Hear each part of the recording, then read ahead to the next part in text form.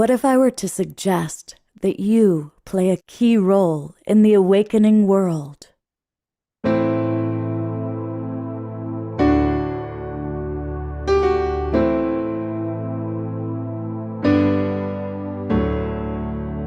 that you are watching this because you have heard the call.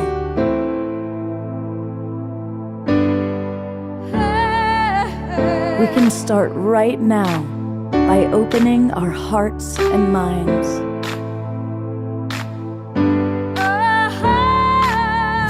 Welcome to the awakening world.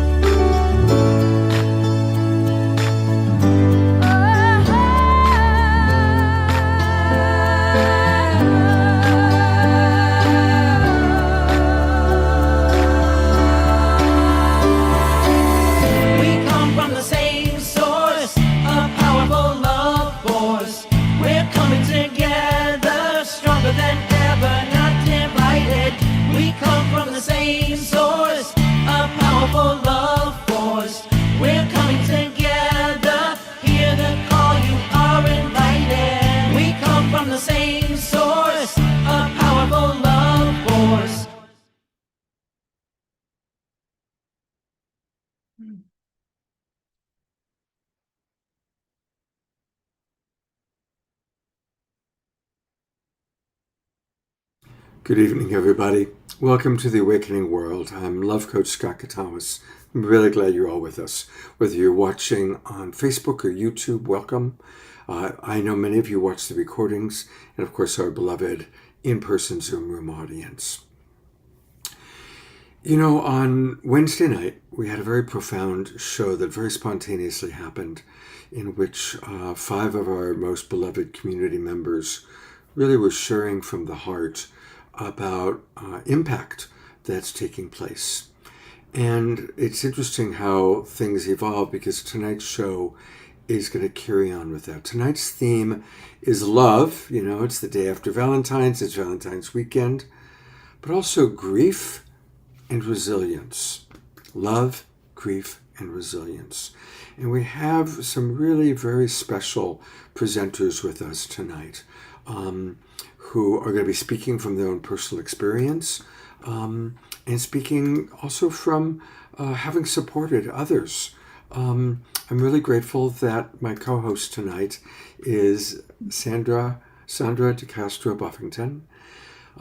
She's been on the show before. She's an extraordinary woman, and she also lost her home in the Pacific Palisades fire. And I was so blown away by how the positive attitude that she's been carrying, that I asked her, hey, let's do a show about resilience. And she said yes. And then once we knew that's the theme, she invited her friend, Lori Marlowe. So I'm looking forward to learning from Lori. And of course, I right away thought of Gary Malcolm, because Gary, of course, won a Grammy Award for Graceful Passages. He has done a lot of work in the field of grief and resilience. And we're going to hear from Gary and his partner, Hope Fitzgerald. And we're also going to hear from Bethany Grace, who many of you will recall from previous times she's been on the show. Instead of starting with an Omashar song tonight, we're going to actually start with a very tender and wonderful suggestion that Gary made. So I'm going to turn it over to Gary to get us started. Blessings, Global Peace Tribe, and everyone around the world. Let's use these next 3 minutes as a way to practice being in collective prayer by listening together. You can close your eyes, or you can keep them, and we'll be doing spotlights to just celebrate those who are around this listening fire. Let's use this 3 minutes of unified beauty and spacious time to drop in together. This is just audio. Please let yourself experience it however it should be or can be for you.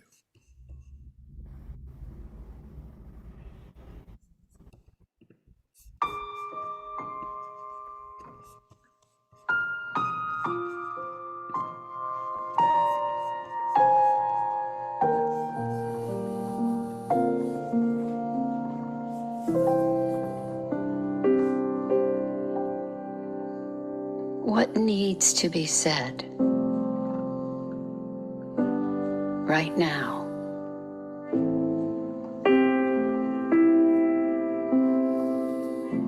What needs to be revealed?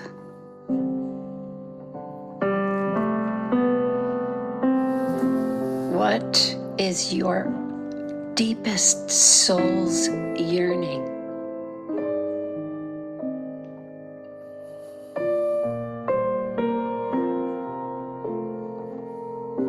What cries out for understanding?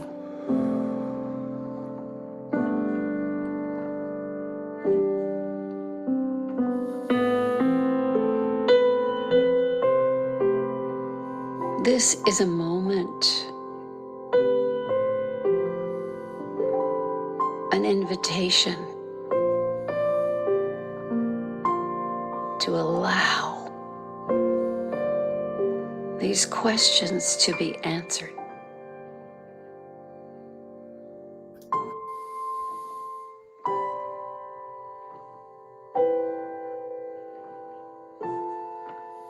Open to the possibility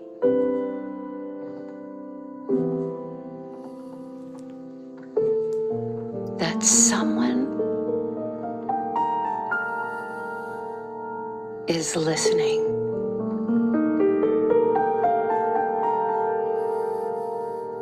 That someone cares.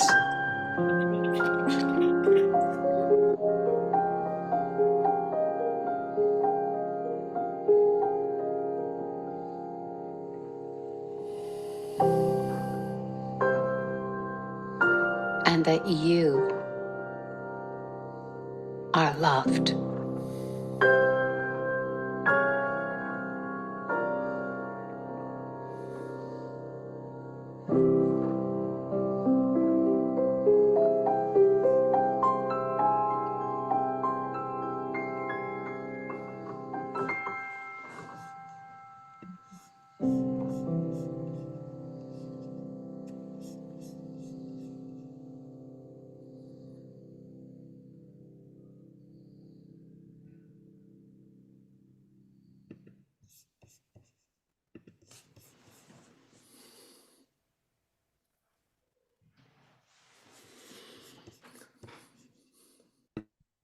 We're going to hear much more from Gary later on in the show. Thank you for that. That was beautiful.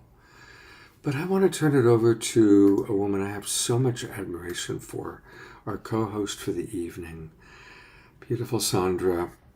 Thank you, first of all, for being with us. Thank you for being willing to share your story. And I'm just going to open it up with what you'd like to share to open our show. Thank you so much, Scott. And Gary, that musical piece was just beautiful. Really touched me. I'd like to share one of my favorite quotes about love. And this is from Paramahansa Yogananda. He says, "Love is the highest, the grandest, the most inspiring principle in creation. All human souls, the world, the whole universe are attuned to the cosmic eternal harmony of love." I'm not sure where to start. I do want to say that, Scott, you have been integral to my ability to navigate the changes that came with the fires in Pacific Palisades. And a month ago, my home burned to the ground with everything in it. And it didn't end there. It was, getting out of there alive, people in total chaos trying to get out, the traffic jams. It was very confusing. And then going to stay with a friend on an emergency basis and finding out her home was at risk because the fires were spreading and they were traveling across neighborhoods. The day the fires broke out, Scott texted me. Every single day since then, Scott has texted me in the morning. And in that time of feeling so disoriented, it's still disorienting, to have your home and all your things just disappear suddenly is stunning. I still start to drive home. I forget that it's gone. But Scott kept me on his radar in the most tender way. And this wasn't a habit that we'd ever had before, but somehow he attuned to me. And it was so helpful.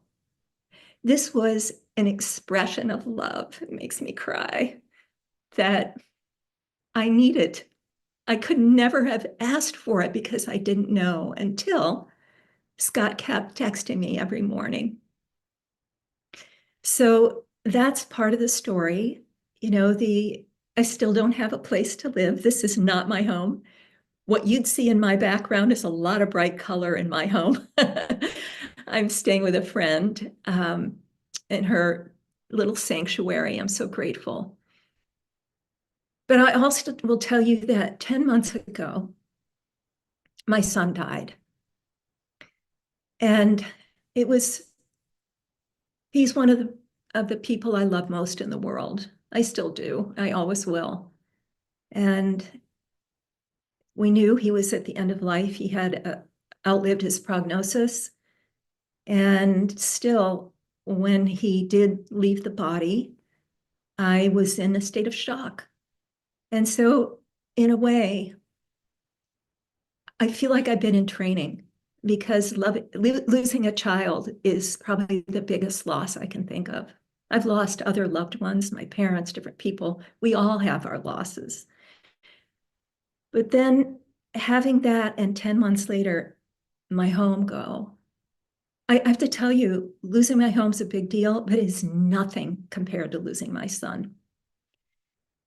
So here I am, what I'm learning is that I can't do this alone. What I can do is walk through all of this change in community. And I've, through all kinds of grace, found my way into communities of loving support like this one. And Scott, I think you're a magnet for this kind of community, and you convene these gatherings on a regular basis because it is an expression of love and connection. And really, for me in life, there is nothing more important than love and connection. And for me, the connection starts with a power greater than myself. People call it different things. It can be spirit. It can be the force of love. It can be divine mother. It can be God. It can be the group, whatever you define it as. And for me, that's the most important connection. And there are times I'll also say that people would say, what do you need? I didn't know. They'd say, what can I send you? I'd say, I don't want anything. I don't know. That's kind of the state of shock, I just didn't know. I need a new home. I need a place to land. I need a place that is safe and that feels like home to my heart. And I haven't found it yet. So that's a bit of my story. And I feel so blessed to have met people along the way. And Scott, you continue to be an anchor for me. I love you so much. And this role that you play on Earth and in the cosmos in this incarnation, it's really powerful and beautiful. And thank you. I thank you from my soul. Likewise, I appreciate that you started off with Paramahansa Yogananda, who's my master teacher. And it's funny, when I first heard there was a fire going on in Pacific Palisades, my first two thoughts were Self-Realization Fellowship Lake Shrine and Sandra, because I knew that you somewhere, and it's funny, I'd never been to your home, but somehow I remembered that you lived in Pacific Palisades. And by the way, Self-Realization Fellowship Lake Shrine was saved. which is a rather extraordinary story, actually. It was a man and his two sons literally No, it's saved. daughter, son and daughter. Oh, it was a son and daughter. Oh my God, I so apologize. Thank you for clarifying that. Yeah, a man and his son and daughter literally saved Lake Shrine. Um, and but you know, you've spent your life being of service, and this show, Sandra, began when the pandemic happened. That's how this show began. When the pandemic hit and we shifted from doing a fundraising event that was going to be a live event at my friend Deborah Giusti's house, we switched it to being an online event. People said, hey, doing social distancing, let's connect online. And I started doing the show Saturday Night Alive for the Global Peace Tribe. And that's how this all began. And it began in crisis, and it began when people were needing to feel connected. Well, it feels like that's happening again. You know, we're having a pretty significant, horrific climate crisis every few months, whether it's Lahaina, Maui, or Asheville, North Carolina, or Pacific Palisades, or Altadena. A lot of people are being very deeply impacted by the new political administration.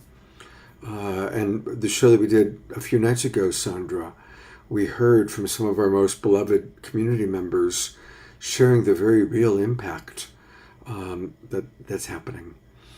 And so as we go through these rocky times, we do all need to take care of each other. You know, that is what's being called upon right now. And I know you've always been in the service industry. You're very service-oriented. And one of the things you said just now that made an impression on me that's important for us to remember is when we want to be of service to people, sometimes they don't know what they need. So when you are in that kind of state of shock and people are wanting to help you, what advice can you give to all of us the next time we're trying to be of service to someone who doesn't even know what they need? I love that question, Scott. And I have a dear friend here, Lori Lehman, who is actually a counselor, peer-to-peer counselor around loss and grief. And so I'd like to bring her in.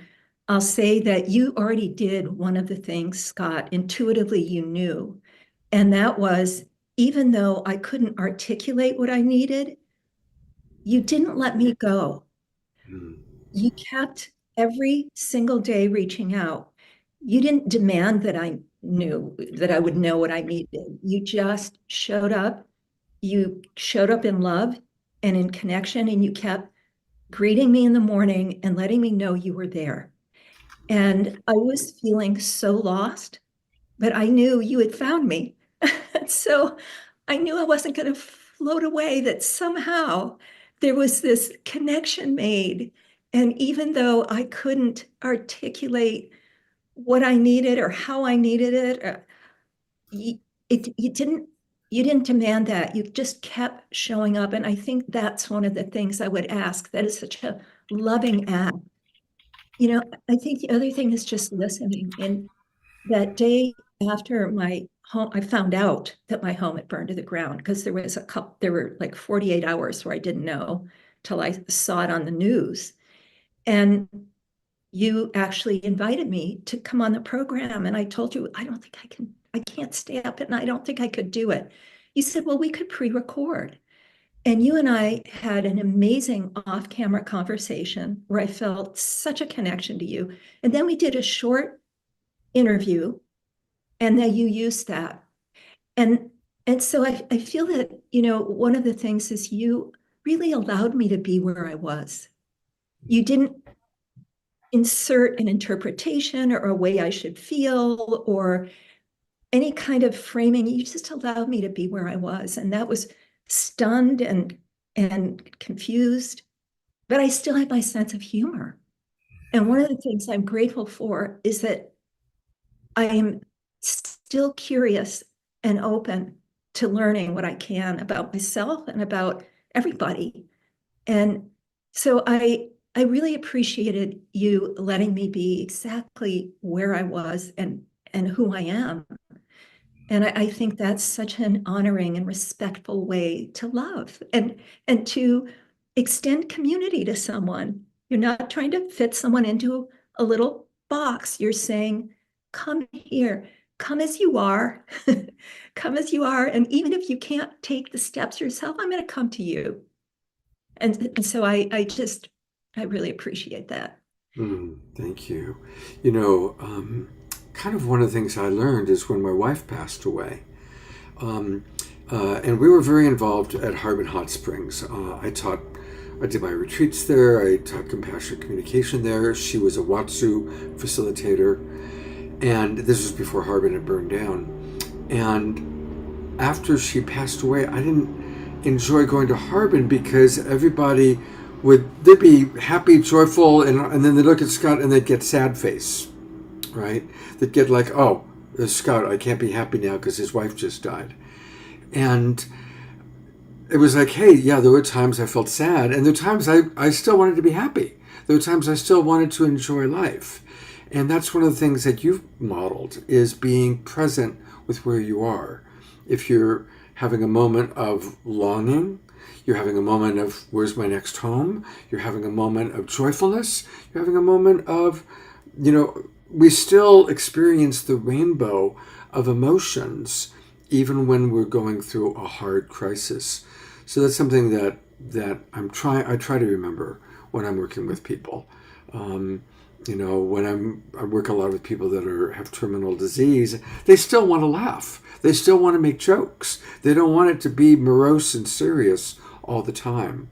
So I just wanted to add that little piece. And I'm going to exit and allow you and Lori to converse, because I'm really looking forward to hearing what Lori has to say. Well, I'd like to do just a little intro of Lori.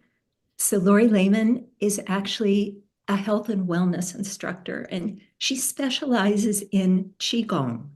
I don't know if I pronounced that correctly. Perfect. Okay, good.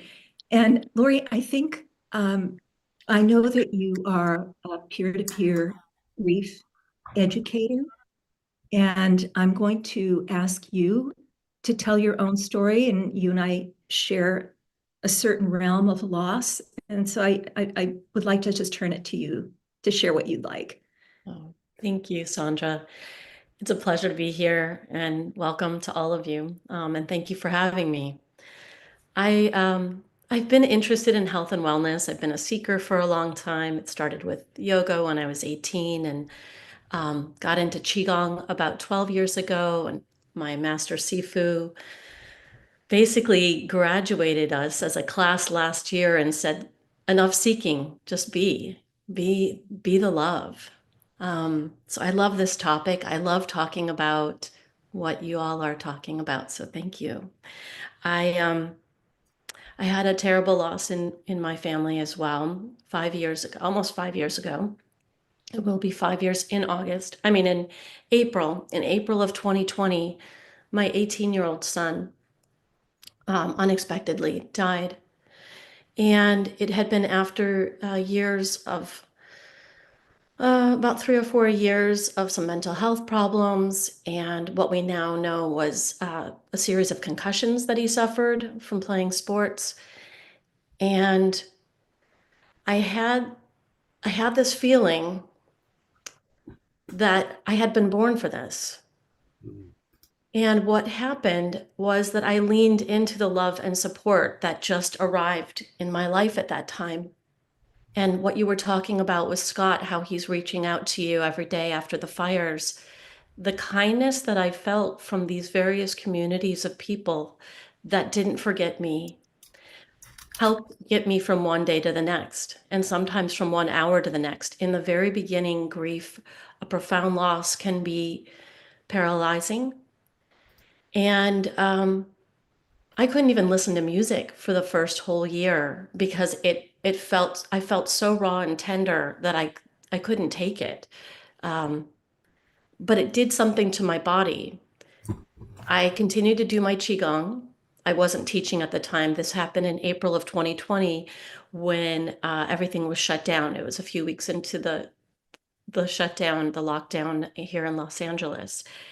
And I leaned in. I leaned into the love, and I started to connect to my son. I started to hear messages pretty immediately from him, and other people were giving me messages from my son as well that confirmed for me what I had always known, was that no one dies before their soul is ready, and that my son's purpose here on earth was complete. I knew also that I would see him again. And if I continued to work on my meditation and my Qigong and my practice, I could continue to have a relationship with my son. Not that I didn't miss his physical body, his laughter. He had the funniest laugh. I I still am a mom to this kid who now it would be 24. Um, but I don't have this despair anymore. Before he died, I lived with a sort of despair all the time, and something lifted when he died. Not that it was a blessing in any way, but there's been many gifts and my consciousness, there's been many gifts that have come along with it. So pretty immediately, I started reading books about grief. I started getting on different communities of grievers, and I became certified to be a peer-to-peer counselor, to be there for other people. So the last 3 years, I've been really active in grief communities. And what I learned is that there's no fix for grief. It's different for everybody, but grief is love. It's just an unrecognizable type of love, but grief is loving. And we heal grief. We can heal from grief, and we can move and live with grief. We can carry grief with love.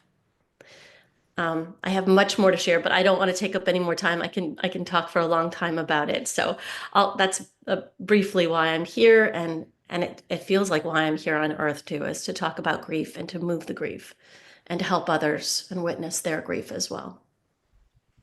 Thank you for that, Lori. I want to share one little quote from Rumi. He says, "Not the ones who speak the same language, but the ones sharing the same feeling understand each other." Hmm. And hearing that from what you're sharing is this shared feeling in community, the communities of grievers. And, that you're so articulate. You have the feeling, but you also have the language. And I think in our society, we aren't taught the language of grief. We're not even taught to identify the feelings. In fact, we're taught to kind of push them away or hide them or attach shame to them.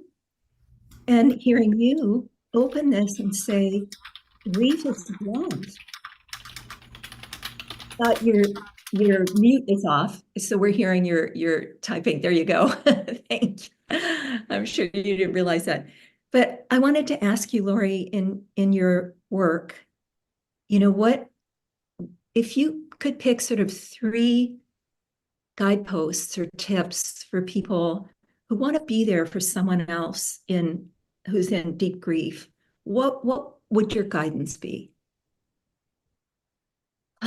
Good question. The first thing I would say is don't be afraid of your own grief. Your own grief might come up when you're talking with someone who's in grief. And I think a lot of people avoid that because they don't want their grief to be inserted. But when we can grieve together, there's the shame we feel about having our own grief in the presence of someone else's grief has been stigmatized and can make people avoid. So don't be afraid of your own grief coming up if you're supporting a friend or a loved one or a family member, anyone through grief. It's okay if you have feelings. It's okay if you get teary, if you cry. And the other thing I would say, well, 2 more things. The next thing I would say is that grief is not something to be fixed. It is something to be witnessed. So if all that you do is watch someone, is hear their story, is say, tell me about your loss. That is profound. I think all I wanted to do was talk about my son. His name is Noah. And all I wanted to do in the beginning was talk about him, but very few people would bring him up unless I was in a grieving community where they wanted to be asked about their loved one too. So don't be afraid to ask questions about that person. And let's see, the final thing I would say is that grief looks different on everyone. Some people need to grieve out loud, meaning talk about it a lot, a lot, a lot. Some people need to cry a lot. Some people don't cry very much at all. So don't judge someone else's grief. And also, the way it looks will morph and change with time. The way that someone grieves changes as they learn to carry the weight of loss. And don't be afraid of it. That's my most important takeaway. It's like, don't be afraid of grief. There's some beautiful stuff that happens when you have the courage, to hear about someone else's grief. Yeah. I love that. We're going to continue this conversation, and I'm going to do two things. I'm going to bring Gary Malkin on in a moment. And I also want to read some of the comments coming in from our Zoom room audience. Eleanor Chori writes, I really resonate that each person leaves the body and planet according to their divine plan. On this side, we feel a huge loss in our life and the need to grieve. And as you say, in our own way, thank you for this brilliant conversation. Ayada writes, Dear Lori, thank you for sharing about your son. I lost a 24-year-old grandson a year ago to fentanyl. He became addicted after a surgery, what was given to him for pain relief. He was actually in rehab, and someone gave him a dose of it. So many heartbreaks. Jerry Anderson, our wild monk from the Mystic Monastery, reminds us of the Rumi quotes about, it's through our wounds that the light comes in. And I think we all are familiar with those beautiful, beautiful quotes. Diara writes, yes, I had two cherished students who took their lives, and this taught me so much about love and grief from this side of the veil and beyond. They showed me that the level of grief is commemorate to the level of love.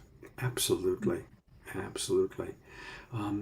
Thank you for here's one from Susan Bloomquist. Remembering that women would wail together, and I think that's again something that we don't do, and we're living in a culture that's like, just get over it, deal with it. I think it's Brene Brown who says the cruelest phrase in the English language is just get over it, right? So thank you for that. One last thing. Yeah, no, not a last thing, hopefully. Let's wail together, but I also want to roll in the mud. Just want to put that out there. Like, there's something about being in the earth. I want to roll in the mud. That's part of my grief. I wanted to share that at the end of my son's life, and he died from the consequences of addiction. In meditation, I asked, how do I walk through this loss? And I got a very clear message. And it was, you do it with unconditional love. And so I was with my son a lot in the last year. He was in and out of the hospital. And this chant came through me when I was with him. And it went, love, love, love, only love, love, love, unconditional love. And it poured through me. It wasn't in my head. It just poured through me. And I watched my son's face relax, and he looked at me and he chanted it right back to me. And so in the last 3 months, when things would get really intense and difficult for him, we'd look at each other, and it was just that love exchange. And the last voicemail he sent me, and I have it here on my phone, was that chant. I haven't listened to it in 10 months because it's just too hard. It's too hard. But I want to tell you that that love language left me feeling so full. When my son died, I didn't feel empty. I felt full because I knew the love had been fully expressed between us. And I am so grateful for that. Thanks for letting me share that, Scott. Oh my God, thank you. And please share anything. This is your show tonight, Sandra, so you can share whatever you feel inspired to share. I am bringing Gary Malkin up. And Gary, of course, is the co-creator of what's considered to be one of the most effective tools for helping people to accept death and loss as part of the cycle of life. And that's his Graceful Passages CD, which is beautiful. He did that with Michael and Dora Stillwater 24 years ago. And it has now touched over 1 million people, won every imaginable award. It's beautiful. So as soon as I knew, Sandra, we were doing this show, remember I said, we've got to get Gary Malkin. So thank you, Gary, for being with us. And please join the conversation. Yeah, well, my God, it's so rich. Hearing the two of you talk is really humbling and profound for me. And when you said this whole thing about how difficult it is for people to feel, this is what I've learned from Graceful Passages' phenomenal word of mouth success, is that music has a destiny to fulfill. And since time immemorial with the indigenous, the drum and the chant anchored us from the plant medicine journeys from the heavens to the ground, right? Music creates a way during these times of such chaos, challenge, and change that it creates a force field that helps people who are distracted by the noise. It's a force that's like a training wheels for a kind of ability to be with feeling in a way that the culture just simply not only doesn't support, but actually does everything it can to undermine. And so I couldn't resist when you were talking, when you were saying we just don't have a language for communicating our grief. And I went, wait a minute, it's the universal language of human emotion called music. We absolutely have a language. And what I'm noticing, and this is what my book's going to be about, and I'm going to stop because but you inspired me so much, so I'm completely passionate. But what I'm moved by is that when we can be with the experience together and listen, the most of our rational linear mind funnels through the optic nerve. So when we listen, it's the ascension of the divine feminine is the optimal experience of receiving. And here's this beautiful practice. I'm going to send this in the chat by Francis. Silence is a practice of emptying, letting go, process of hallowing ourselves, but so we can open to what is emerging, right? You can read the quote. That's what I offer for the conversation is how can we listen together as collective prayer? And the subtext is we're all feeling the feeling that the culture says is not okay to feel, but we're doing it in a receptive way together. So I'm going to stop now, but I just wanted to, you've touched me so much. And we will be listening either to a song that I will sing or a piece of music to be with that experience. I can't wait to just sit with you guys and allow ourselves to feel that together. Well, I'm Gary, going to stop. this might be a good time to do that. So let's go ahead with the audio piece that you've recommended. Okay. And please help set the tone for us of how to work with listening to this music and letting it be the language of grief. Before, I just feel like I just want to hear both of you say something in response because that was a big fire hose, and I feel a little vulnerable. So just want to know what that was for you. Is there any truth in that for you?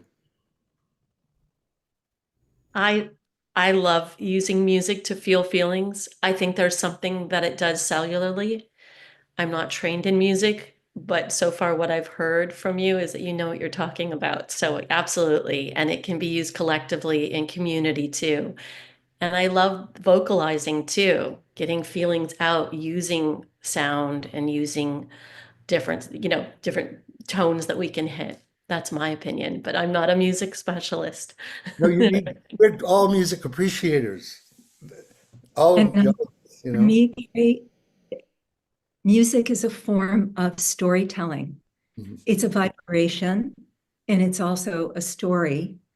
And that storytelling is what I've done in my work and around the world. And it's storytelling that elevates and connects us. And music can do that with words or without. And what connected me, my mother was a singer. She was from Brazil. So I grew up with storytelling, and she recorded record albums in 13 languages. She spoke 5. And you know, it becomes a soundtrack of one's life. It was so powerful. And the lyrics had stories in them.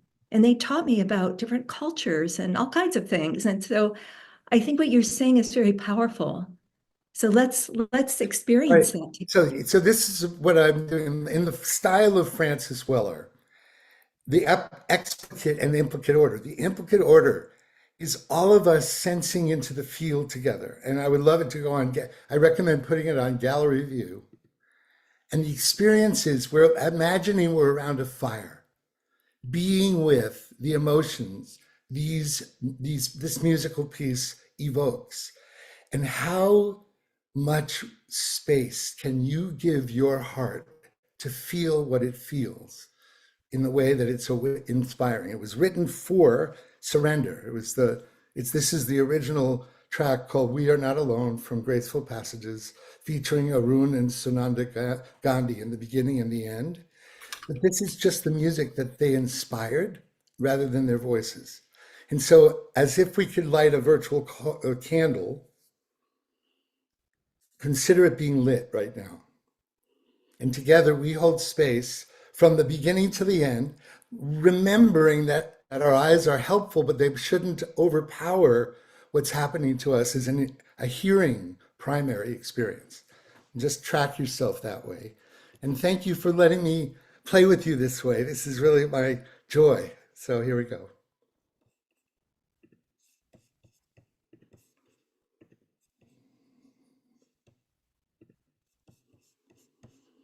Okay.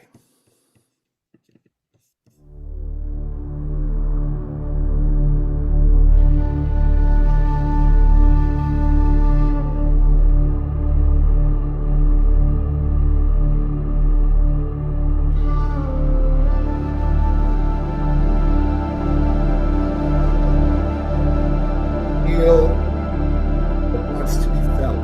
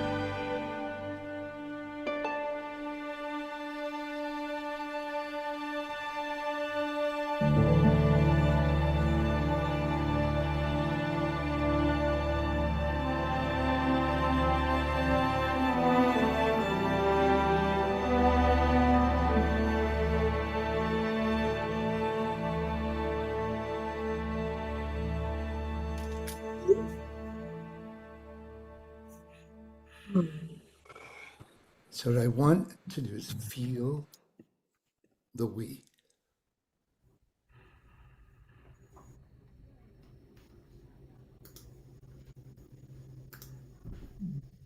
It's bigger, isn't it? The me is evolved into a conscious we that we're all experiencing in the field. Am I crazy? But it's true, isn't it? Yeah. So thank you for allowing me to have that, an intimate listening, together. That was written 25 years ago, and it was inspired by the words of Arun and Sunanda Gandhi about the we're never alone.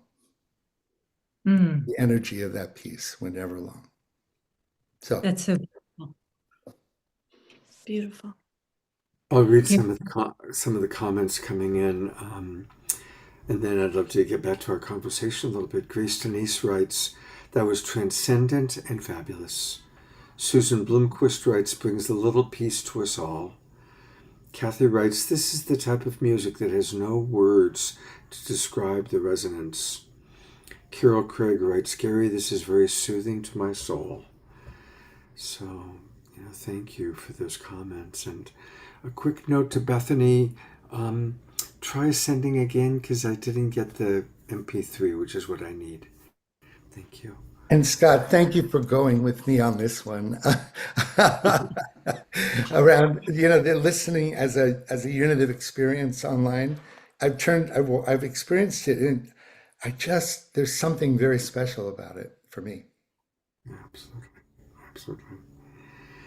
Oh, continue the conversation. I'd love to open it up. And by the way, we are going to have a Q&A a little bit later on in the show. We are going to hear from Omashar. We're going to have music from Omashar, music from Fanny and Vigari, the Mystiques. So we have a lot happening. And Bethany Folsom is going to be joining us in a few moments. And she has an extraordinary story. But I'd love to ask each of you if you'd be willing to share a tool that you have provided for grief or for resilience. It could be something you teach or something you've learned or something you've experienced. But I always like to provide tools to our audience. So if each of you would be willing to share a tool, and then we'll bring Bethany on up. I can share this is from Thich Nhat Hanh, and he has these 4 mantras that I think are amazing tools, especially around love, grief, and resilience. His first mantra is, "Darling, I am here for you." I am here for you. Second mantra is, "I know you are there, and I'm very happy." I know you are there, and I am very happy. And the third mantra is, "Darling, I know you suffer."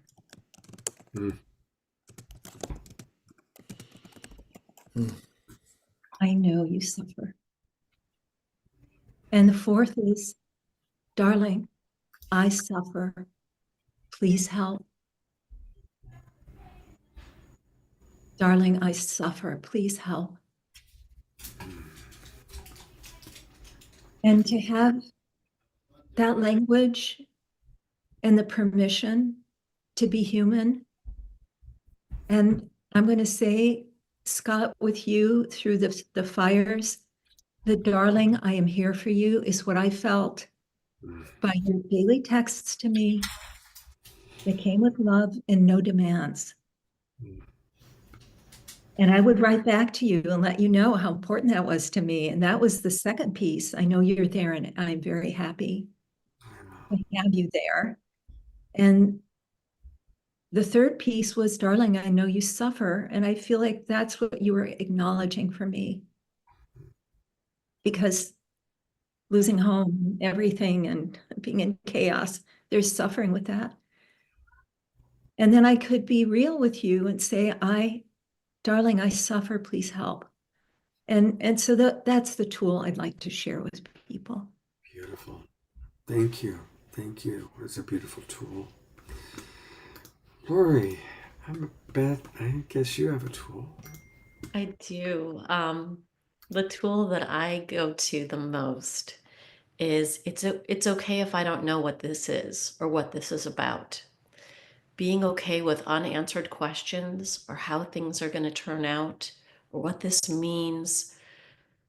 That certainty and that assuredness that I had at one time in my life has been blown apart, exploded of sorts. And there's so much more ease and peace with myself when I let myself be okay with not knowing what this is, what this needs to be about, what this means on a grander scale. That trust, it's a combination of just trust and surrender. The process of wherever you're at is absolutely okay and where you need to be. You might not understand it today. Maybe you will one day, but you don't need to know. Don't need to know anything. Just trust the process.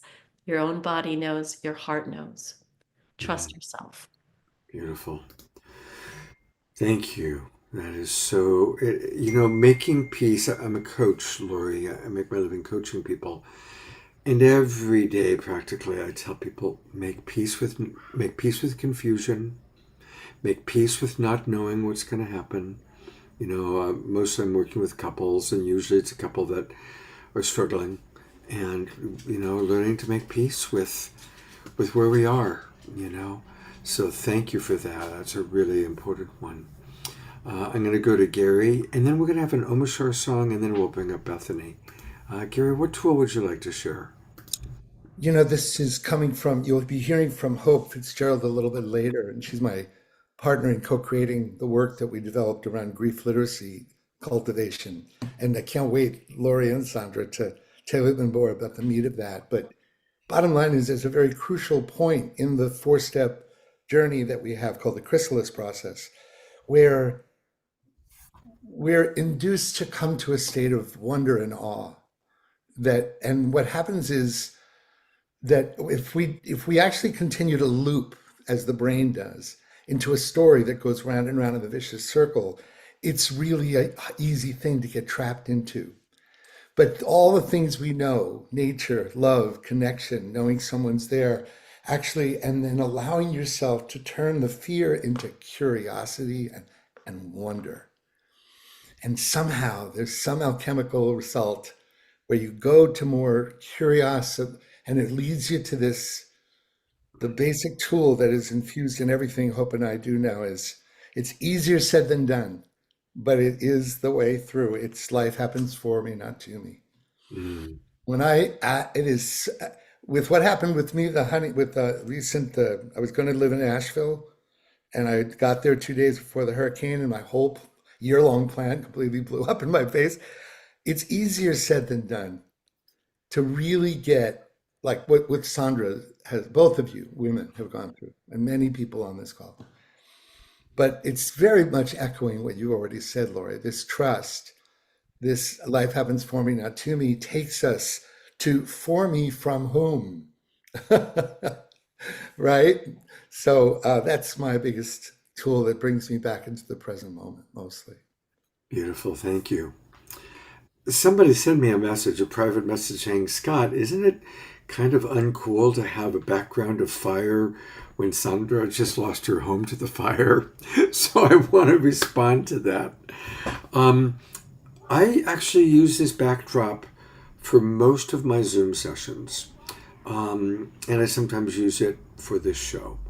And this particular photograph, well, let me tell the story of the photograph and then I'm going to show it. Many of you who are regulars on my show know Chief Phil Lane Jr. He's one of our most beloved luminaries. And Chief Phil has had a lifelong vision of the meeting of the condor and the eagle, indigenous elders from the north, indigenous elders from the south coming together and lighting the eighth fire. And there was a lot of prophecy around the lighting of the eighth fire.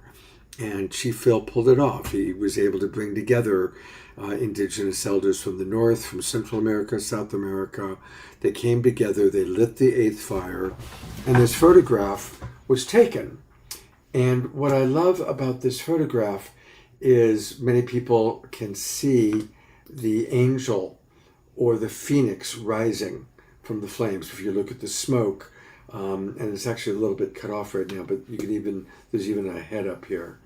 And so I like this because it brings together my worlds, my love coach Scott world of helping people through the fire of their relationship or the fire they're going through, and to know that a phoenix will rise, or that there is an angel, there is angelic energy holding us.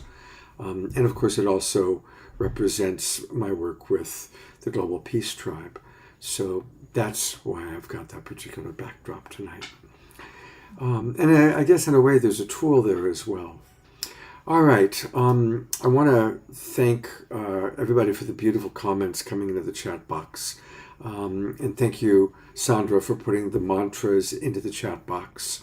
And we're going to go now to Omashar for his first of 2 songs this evening. Welcome, brother. Yes, holy smoke.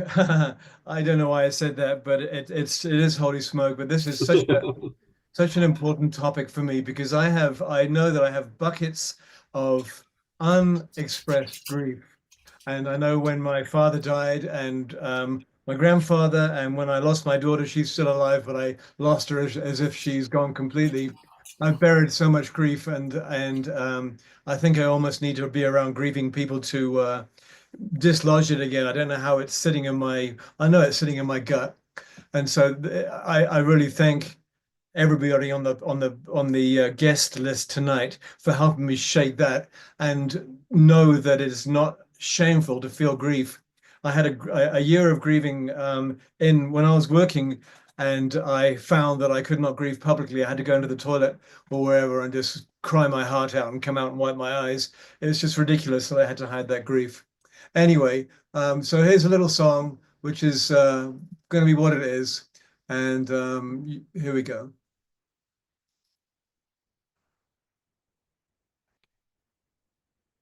This one.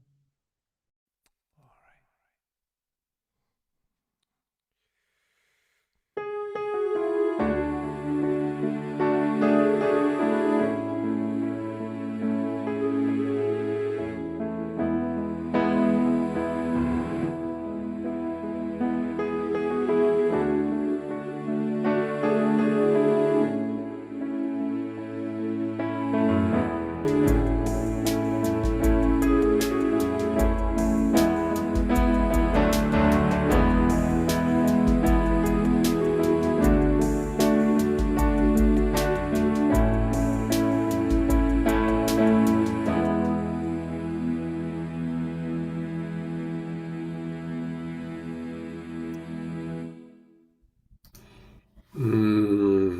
Beautiful.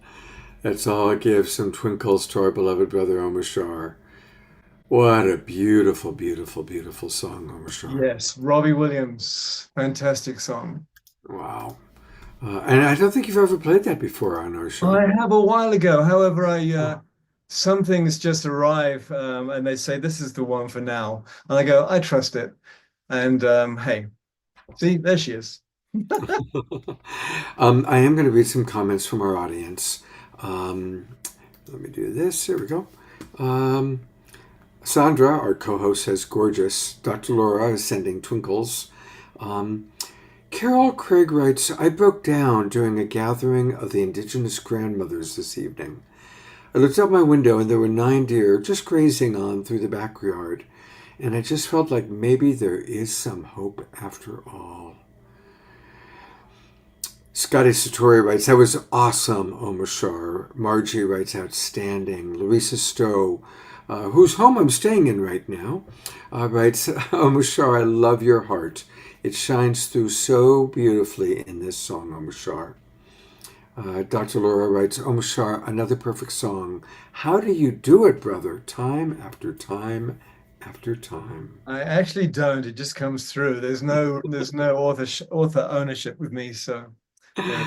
Dia wants you to put this song on a CD. More and more people just saying how beautiful the song was. So absolutely. Thank you. Yeah, thank you, everybody. I also, want to acknowledge Tiara wrote, I've been experiencing deep waves of grief today. almost unbearable at times. Had to keep dropping in deeper. So much change and so much love. And then at one point I remembered the topic for tonight. Well, of course I'm feeling grief. So thank you for that. And again, it's important for us to acknowledge all parts, to acknowledge the grief. And I appreciated your honesty, Omashar, about sometimes feeling shame about having grief. But I think that's a big part of tonight, is we're saying, hey, this is a safe place to be angry, to be sad, to be grieving, or to be in joy. It's all part of the rainbow of human experience. No, part of the dance. Thank you. Absolutely. Well, I'm going to bring Sandra back up, and together we will introduce Bethany. She's been on the show before and just broke our hearts wide open with her extraordinary story. There's Sandra. Her extraordinary story, she's also gone through about the most horrible pain that a mother can go through, the loss of a child. She's also an extraordinary musical artist. Her violin is just amazing, and we're going to actually hear a video that she just made for us. But I'm going to remove myself. And Sandra, what would you like to add about Bethany? I would like to just say Bethany has played with some of the most famous musicians in the world. She has played with the LA Philharmonic, the LA Opera, the San Diego Symphony, all kinds of those. She's played with the Moody Blues, Placido Domingo, Pavarotti, Andrea Bocelli, John Denver, the Manhattan Transfer. I mean, she's played all over the world. And I know Beth through our meditation community, Self-Reliance Fellowship. And I just recognize, in addition to her extraordinary talent, her amazing heart and her extraordinary soul. So thank you so much, Beth, for being here with us tonight. It means so much to me. Oh, bless you, Sandra. Just bless you. And I just can't tell you how much my heart has been with you during these times. Ooh, thank you, Beth. Do you want to share a little bit about your story? Yeah. So my daughter, Dara, was 18 years old when she was murdered. And I sort of provided the, I guess, the impulse for that. I accepted abuse myself quite a bit. And my love was so deep, but I did accept abuse, and she did also. And it was her first boyfriend. And he's a member of a gang. And he killed her because he said, if I can't have her, nobody else can. Because I couldn't talk to her on the phone without him grabbing the phone and being there. She wasn't allowed to talk to anybody without him being present. And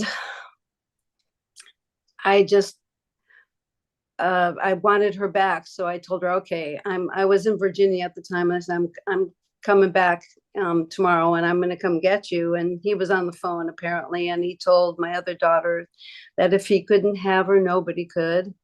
And he took her out. And I was, talk about grief. I didn't think I'd ever feel normal. And right after she died, the president of Self-Realization Fellowship called me. Her name is Sri Dayamata. And she told me about her family, some of them that died quickly. And she also said, don't suffer too much. And I'm thinking, yeah, right. That's going to happen. I think I even had a stroke because I couldn't read after that. I couldn't speak for quite a while. And it was just, it just got me. But what I did, my tool that I used to overcome the grief, and it's not that I really overcame it. I've learned to live with it. But I started serving a lot. It really helped me to, get into the temple and start serving and to give what I could. And then I realized that I wasn't, I was starting to get sick and I couldn't feel good at all. So I had to go into gratitude for what I had. And when I went into gratitude, that's when everything changed. I remember not too long after she died, it just felt so bad to feel bad that I just had to change something. And so what I did was I just thought of my guru, thought of my friends, thought of the love, all the people that were supporting me and all the incredible love I got. And I remember pretty much as soon as I got this tool, I started practicing it, and I was just live with joy. And I was in a seminar, and the elevator door opened, and the people inside, I was just in so much joy, and I didn't understand how I could be in so much joy with this kind of grief, but I just felt alive and lit. And the elevator door opened, and the people in the elevator just sort of like, and they said to me, it was just like sunshine coming into the elevator. And that's what I think I realized I want to feel that. I don't want to feel the grief. I mean, I grieved a lot, and I always will love my baby, but I really wanted to, just change my my life, the way I was feeling, the pain. And this did it. The gratitude and just smiling and beaming to others and giving love and serving, and it just helped me beyond measure.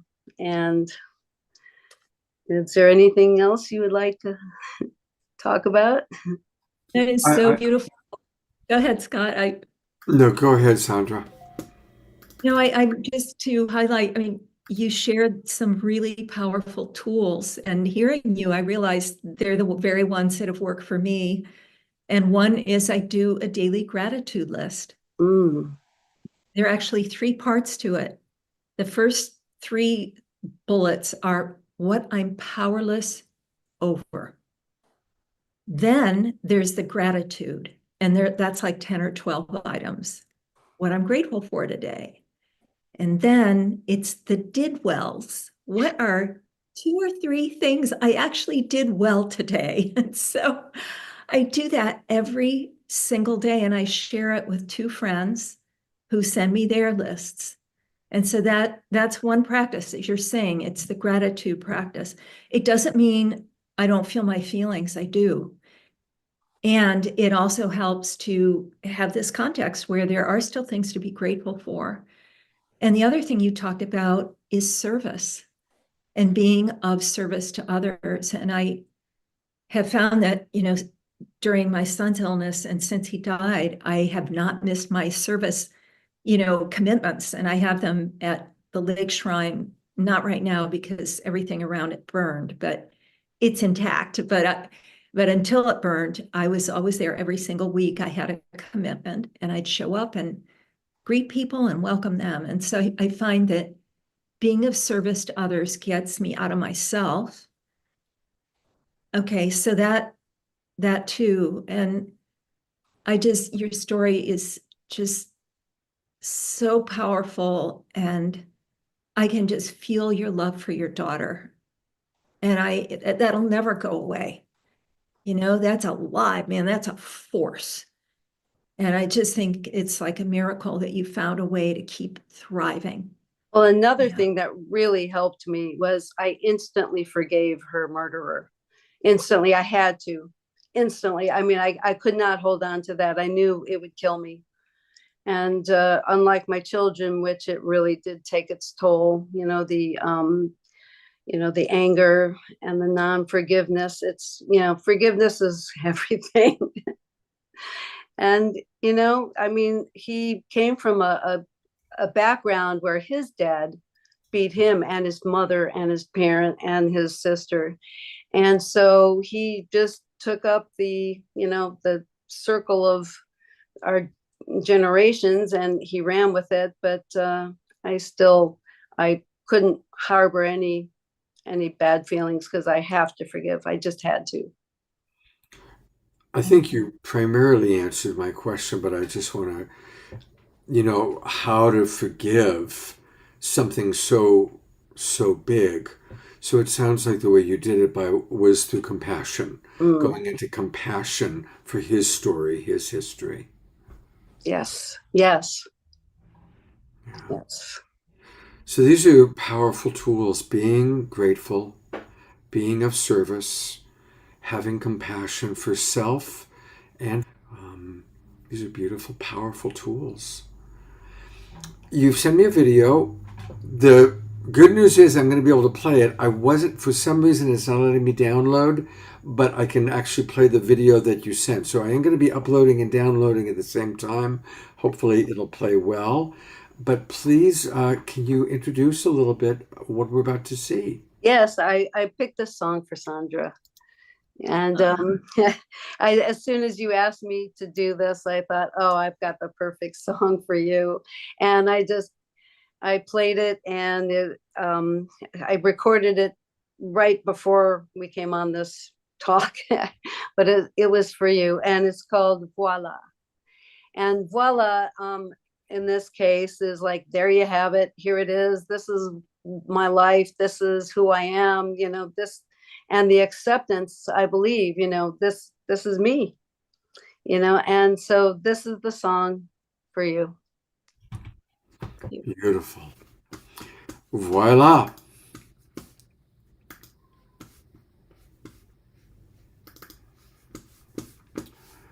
I'm going to make the screen big. There we go.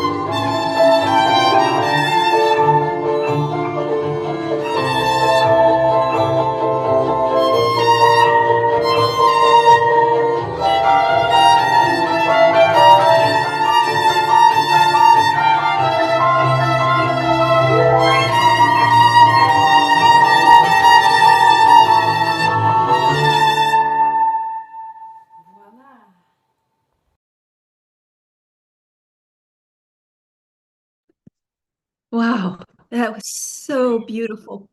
Thank you. Oh, I think we're all kind of speechless. We went through a lot to get, we had some challenges to get and it all worked, thank God, because now I know why you wanted to provide that for our beloved Sandra. The passion with which you play. it was so beautiful, Beth. Wow. I was feeling so much love. I feel it. I mean, I can feel it. It makes me want to cry. It's so full, It's really beautiful. Thank you. Of course, there's just the chat box is lighting up with all the people who are blown away with the beauty of that. Thank you so much. Thank you for having me. I want to ask both of you. Of course, it's Bethany. You've had more time to work with it, but of course, like you said, you've learned to live with it. You've learned to live with it. Are there any tools or anything that either of you can share about learning to live with it?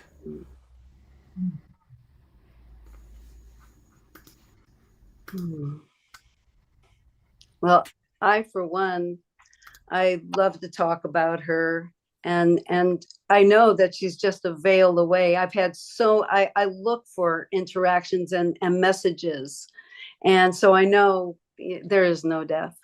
There is no death. I know it. I have absolutely no doubt in my mind. She's given me so many awesome. Someday I'll tell you everyone that they're awesome, every one of them. And that's the one thing, is that they don't, especially the first year, get a lot of those messages, and they're very close. And so, I do miss her, and I know it's affected my family. Just, I can't even tell you. But as for me, I just talk to her, and she's not dead. She's still alive. Thank you for that. Thank you. Sandra? Well, I'm in my baby stage with this, because it's still less than a year. But it's hard to describe this, Scott. I feel so attuned to my son's name is Chalo. That attunement's never gone away, even after he left the body. He's my son, and there's an attunement and this love. It's like an attunement to his vibration, which must be the vibration of his soul. And he died on March 26th, and on July 28th, which is my birthday, I woke up let me just back up. On the 27th, the day before my birthday, I sobbed all day long. I just sobbed all day, cried. I give myself permission. I just sobbed because I missed him so much. But on the 28th, I woke up, and I just had this feeling. I was like, this is my son's energy. He was very wily and playful and very heart-centered, but kind of a trickster. And I had that energy in me. I was like, oh my God, he's all around me and in me. And that night I had been asked at the last minute to host an awards program at a film festival. It was a brand new festival, and the organizers truthfully didn't know what they were doing. They were very disorganized. And it didn't matter. Like, my son's energy was so with me literally all day and night that I was just lit up, and nothing could derail me. And it was playful. I'm up there on the stage, and I don't know what's going on, and I don't even have a list of the awards. Everything's just like and it was as if he was there with that playfulness that just kept me laughing, and it made it fun for the audience. So instead of it being a series of mistakes, it was a series of playful interactions. And I just knew it was just, he was there with me full force all day and all evening. And I guess the getting, learning to live with this new arrangement of him being out of the body. He was a big guy. I can't hug him anymore, there's a lot of loss in not being able to hug him or see him or call him or say, what's your advice for walking through the fires? He used to give me advice, even though he had a lot of troubles.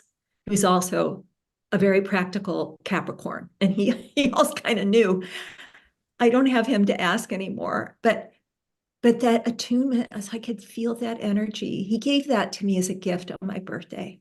I'll never forget. So I think that, is just staying open to these new forms and ways in which it comes. And one other thing I'll share is in the form of meditation we do, there's a saying that it goes, we learn to stand unshaken midst the crash of breaking worlds. And on this plane of reality, it's the interplay of light and dark all the time. It's love and it's heartbreak. It's light and it's darkness. It's always the clash of breaking worlds. And that's the nature of this world. It isn't that there's something wrong, it's the nature of it. And standing unshaken doesn't mean unfeeling. It means that if I do this deep practice of meditation, which I'm very committed to and have been doing for many years, but it roots me in a deeper reality so that when those forces come to bat me back and forth, as life does, I have the flexibility to move with it, and I don't lose my rootedness, which is what allows me to keep living life and even experience joy in the middle of grief. So I think the idea that I can have more than one feeling at a time, that the soul can embody it all, is another thing that helps me walk through this time of grief. Beautiful. Thank you so much. We're going to actually bring up a wonderful regular part of the Global Peace Tribe who happens to be in the audience tonight. And what she wrote in the chat box was so powerful. So, Anasuya, I put the camera on you as well. And I would love for you to share a little bit what you started to write about in the chat box. Thank you for this invitation, and thank you so much for the 3 mothers who have gone before me. I came tonight to hear you and to be touched by you and be blessed by you, and it worked. So thank you, Beth, Sandra, and I'm sorry, what is your name? I don't want to forget. I know you're the therapist, but you have a name. Where'd it go? Bethany, Sandra, Lori. Lori, yes. So, oh, my heart. First and foremost, I have lived with so much grief in my life that I now can say it's a constant companion in a positive way. I don't remember when grief wasn't there. I just remember dancing through that grief or singing through that grief or laughing through that grief, but grief was always there. And part of that is just the way that life has been for me as a Black plus woman or girl child plus woman in this country of America, ununited America. And so and we also carry in us epigenetically the grief of our ancestors and our family line. And so I've been carrying hundreds of years of sorrow and immense grief at being inhumanely trafficked, sold, beaten, resold, lost, all kinds of terrors. Night terrors, Klan terrors, Jim Crow terrors. So living with grief, we've been forced to live with it because it's for us, it's never going away. And to act like it will is gaslighting ourselves. So I'm very grateful that my people have been able to find a way to moan through it, to cry through it, to scream through it, to wail through it.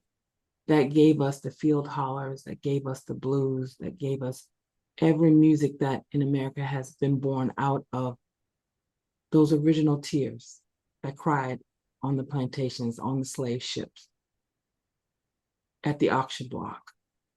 We learned to wail in a way that became kernels of sustenance when nothing else was. And that helped me when I dealt with the grief of sexual violence, the grief of losing family, all this before 10. The grief of losing my fiance to cancer on the month we were supposed to get married. The grief of so many, I've had 4 near-death experiences. The last one was a doozy. I'm still physically recovering from that and have so much trauma in my body that I'm grieving the body I had before. I'm grieving the brain I had before because it doesn't work quite as well. I'm grieving my ability to move in a way that I had before. There's so much grief. And now I'm grieving all of my people who are being financially, economically, physically slaughtered right now by this new government. It just is so much to grieve. And what has saved me is being able to find what is my blues song, what is my wail sound like, because it has to be, we have to find our own to add to the group's wailing. We have to find our own melody to add to the group singing that can be embraced and heard and repeated to us and sung back to us when we forget. We have to find our own melody of grief that pulls us up. And so finding my own song and finding a way to not run from the grief or sorrow, but to actually run toward it and say, yes, you can't, you're not beating me. And like not even look at it as the enemy, but really look at it like Billie Holiday said, good morning, heartache, you old friend of mine. Good morning, heartache. Thought we said goodbye last night.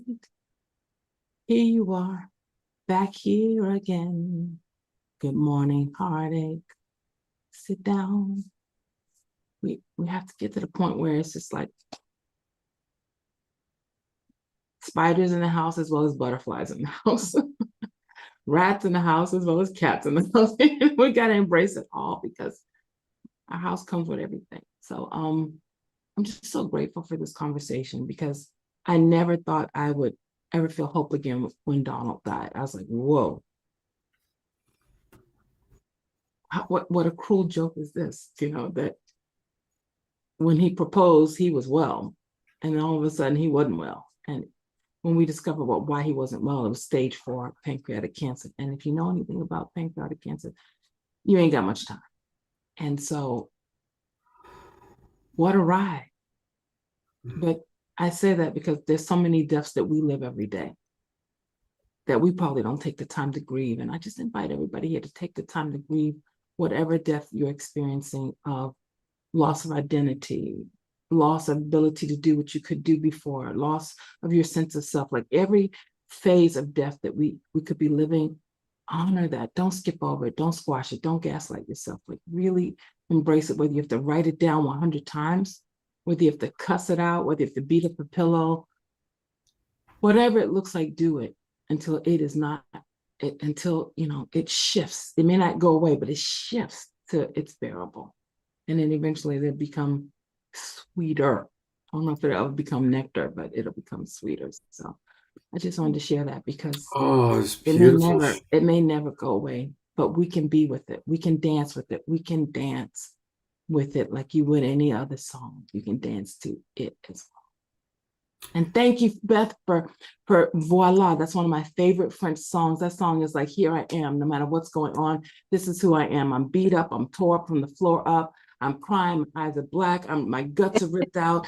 I'm laughing. I'm crying. No matter, here I am. I'm here. I'm here. Take me as I am. I just love that song.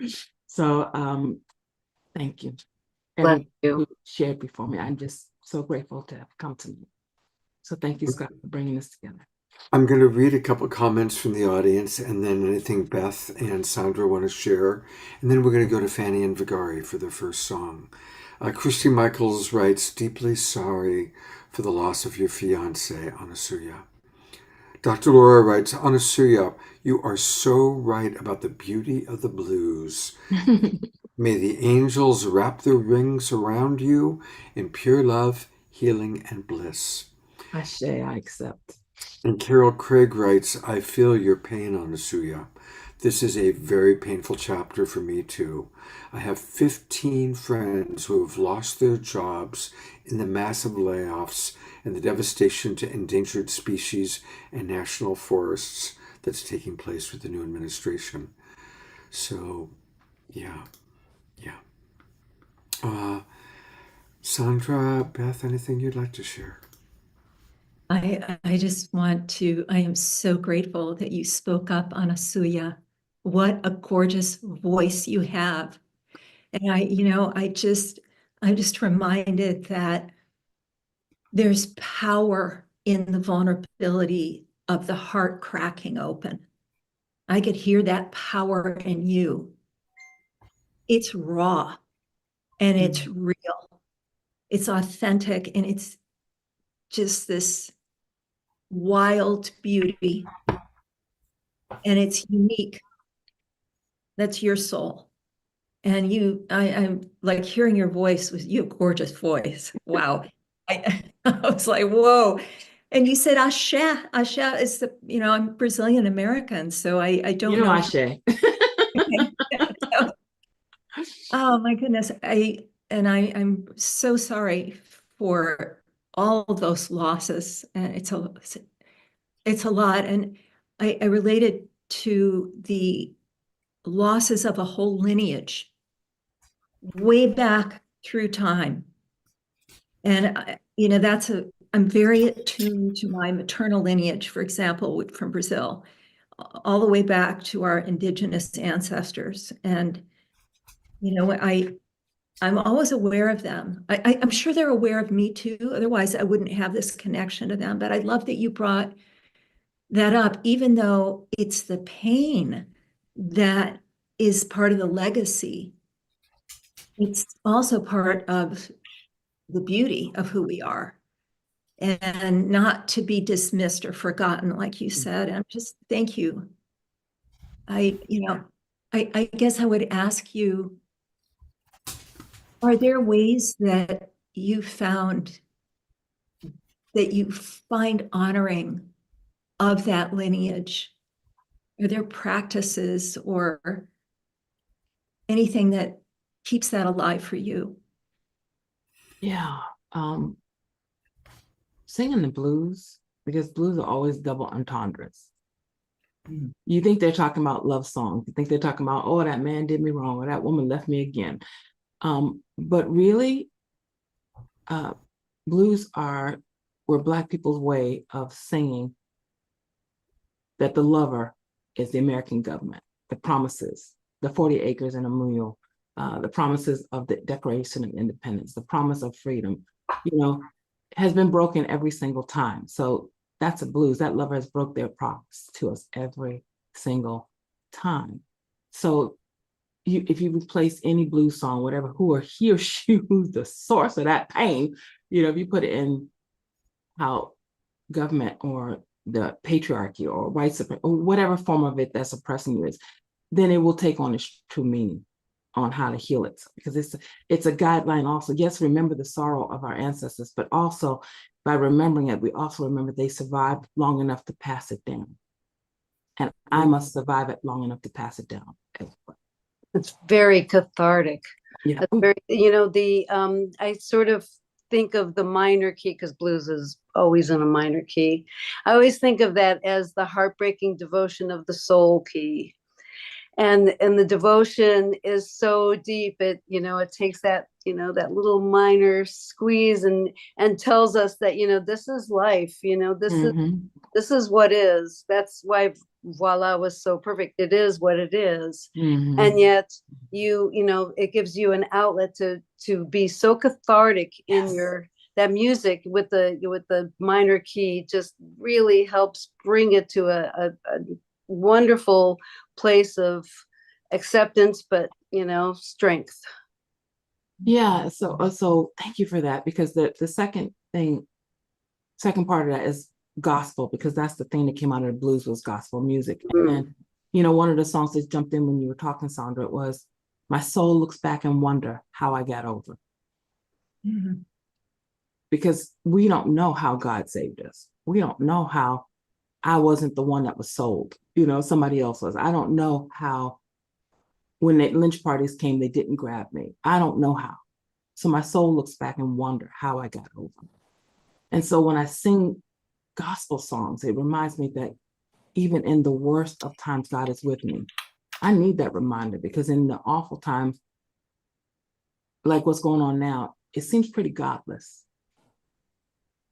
It seems as inhumane and godless as possible. And I have to remember, God is even in this.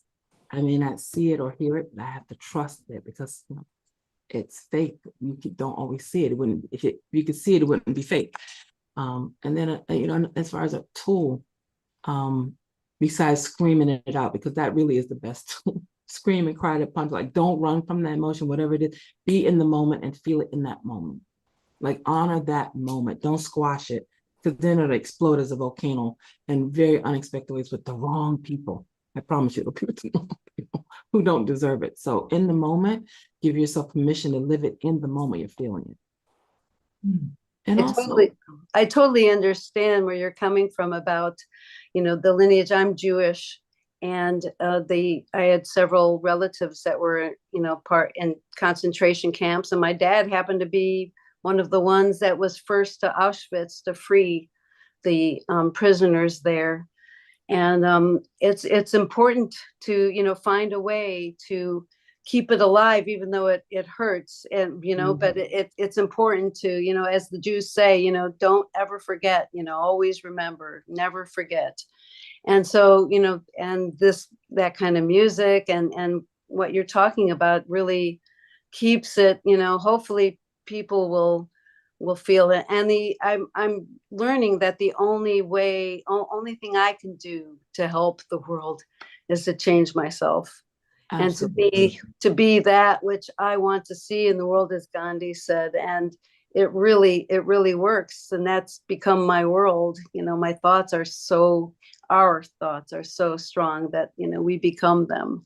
And grief is part of them. And our lineage.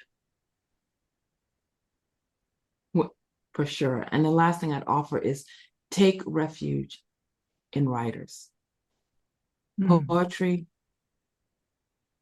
And for me, I also read a lot of biographies or autobiographies, because I want to know how people got over. I want to know how people saved themselves. I want to know how they got through, because I don't know everything. And I'm looking to learn from people who walk before me. So I read a lot of my elders' work and take comfort in what they had the courage to reveal and to share in their learning the hard way. And poetry, I think, is the song, besides the blues, the song of soul. And there's so much wisdom in 8 lines and 4 words and 2 stanzas. There's a world encyclopedia of medicine and precious writing. And I just take refuge in a poem, in a book, and see that you're not the only one who's been through it. Because sometimes we need that humbling experience. Like, no, we're not alone. No, we ain't the only one who's been through this. No, it's not just us. No, the world isn't against us. No, we're not being punished. No, we didn't do anything wrong. No, this is just the way sometimes life fucking is. That's And beautiful. it gets better. I'm going to move us forward just because we still have a lot scheduled for tonight. Anasuya, thank you so much for being with us both on Wednesday night and again tonight. And she's going to be back with us quite a bit on March 1st and again on March 15th. So we love you, Anasuya, and thank you so much for being with Thank us. you And for having this beautiful show tonight. there's quite a few comments for you in the chat box. So, and I do want to acknowledge all that's going on in the chat box. George Noble writes, I can't talk about my feelings and grief, but I can sing gospel and blues. It's very cathartic. Yes, absolutely. Our beloved Louisa Stowe, thanks for sharing your beautiful heart, Anasuya. And Carol Craig writes, I'm learning a lot about the history that we were never told in so many areas of our history. I'm just appalled at how humans have treated each other. Yeah, so that's also something to grieve. Definitely something to grieve. I am going to go to our other musical artists that are with us tonight, our wonderful friends, Fanny and Vigari. They reached out and said, Scott, we want to do something on Valentine's weekend. And I said, of course, because you are examples of love. So, yeah, let's make sure we can see Vigari. And good evening, beautiful ones. Well, we've talked a lot about grief and resilience, but you can bring in some of the love part of tonight's topic if you wish. Thank you, Scott. Thank you, family of love. This one is called Amener la lumière, amener l'amour, bringing in the light, bringing in the Can love. you raise her volume, Scott, or Omashar? Like, we can't. No, we can't do whistle. it. They have to do it. Oh, well, That's okay, thank you. Yeah, it's gonna get up there, sweetie. It's actually in G minor harmonique. So this was French, and today we made it in English for you, all my beautiful friends.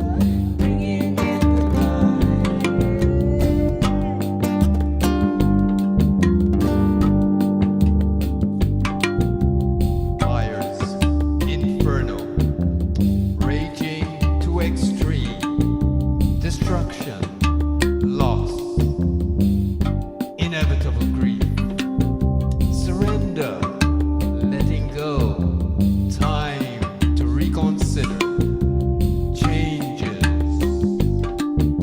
deciding what life must now be. We look again at our relationship with ourselves, our relationship with the anchors of our physical existence. Bring it in the love. Bring it on, baby. Bring it in the love. Bring in the love, Bring it on. Bring it in the love. Bring it in the love. Sing with me, my love. Bring it in the love.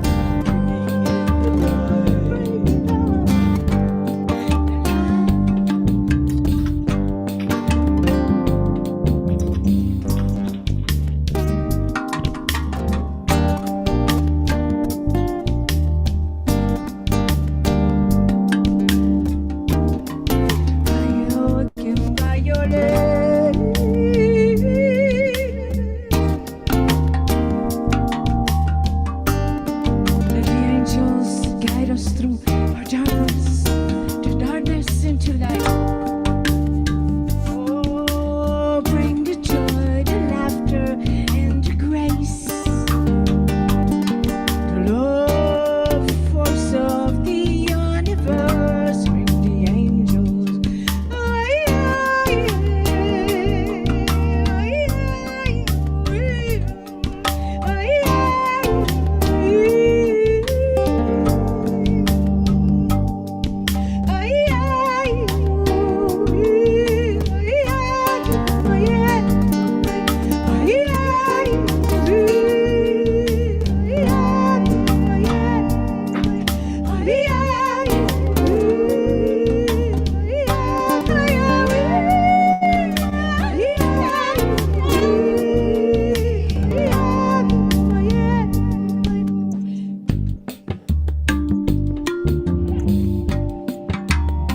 Bring it on, my love. Bring it on. Bring it on.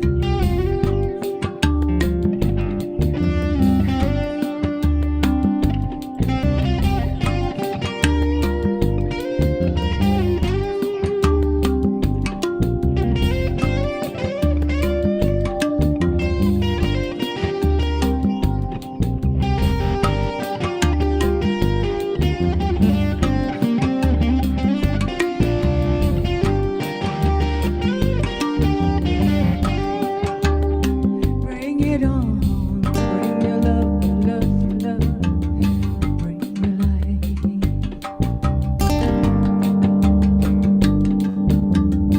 It's time to come out of the shadow and allow it to grow. And all that you give comes back to you, back to us. So give it all your love. You'll see a new world beginning, rising. Your human race. Shumba, yeah, yeah. Shumba, yeah, Shumba.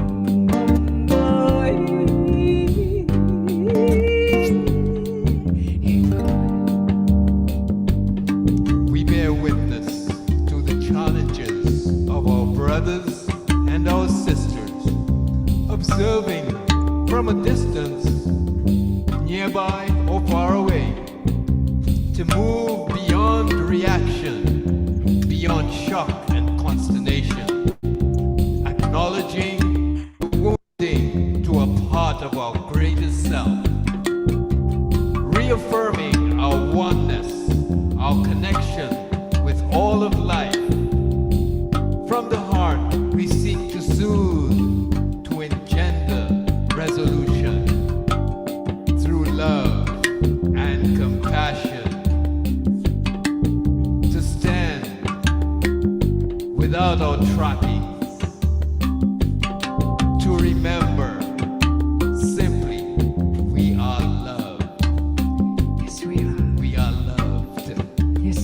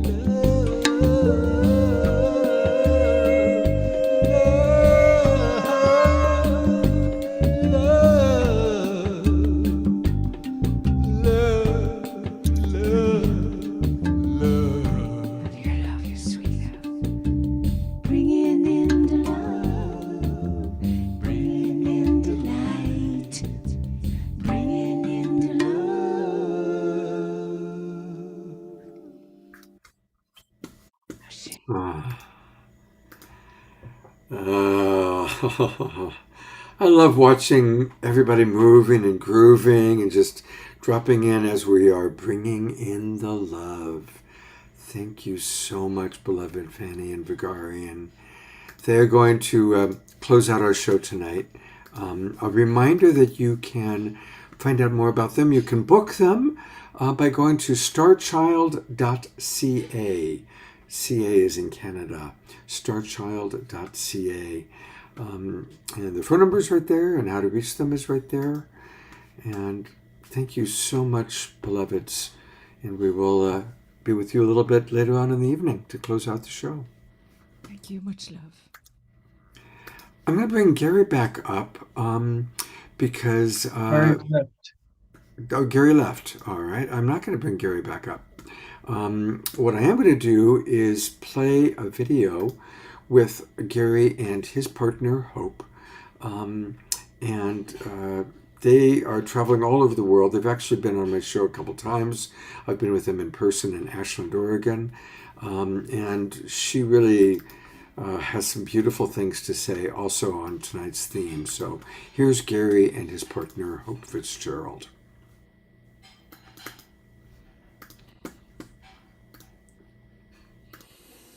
Oh my God. Hi, Hope. It's so good to be able to talk with you. You're probably flying somewhere over the Atlantic at this moment during the call that this will be shown. But we've been asked to talk a little bit about what it is about this subject of grief that's pulled us into such a commitment to serve people in this way.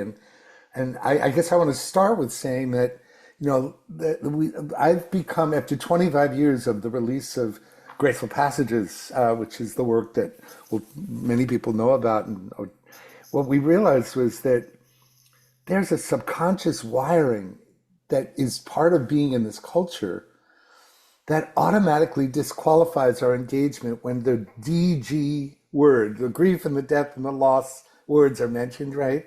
And it happens almost before we even notice. So where grief, death, and loss is experienced, when you're in the middle of a hospice room with a loved one, or at the bedside of someone who's dealing with a life-threatening illness, no avoiding that unless you want to turn on the television and completely ignore it, right? But so what we've noticed is that how we live in this culture, that there's an almost automatic to avoiding it. And then what we noticed was that grief hides itself in various ways. So can you share a little bit, because I love anything you have to share about this subject? Well, I think that, there are telltale signs that grief is in the background, but driving the bus, so to speak. We get short-tempered. Our fuse is short. We find ourselves avoiding other people. We isolate.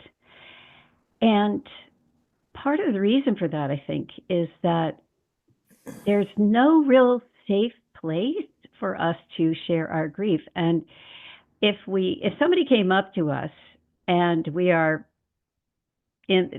aware of our grief, and they say, well, how are you doing? And you don't dare answer truthfully, because the next thing you know, they're going to be scurrying away from you.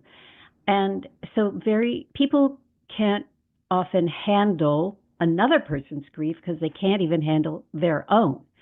So that's another telltale sign. If you find you don't want to talk to people who are going through it, it might mean that there's a mirror there, and there's something that is you're also going through, but under the surface. So those are some indicators. And I think also, as you mentioned, we're in a culture where it's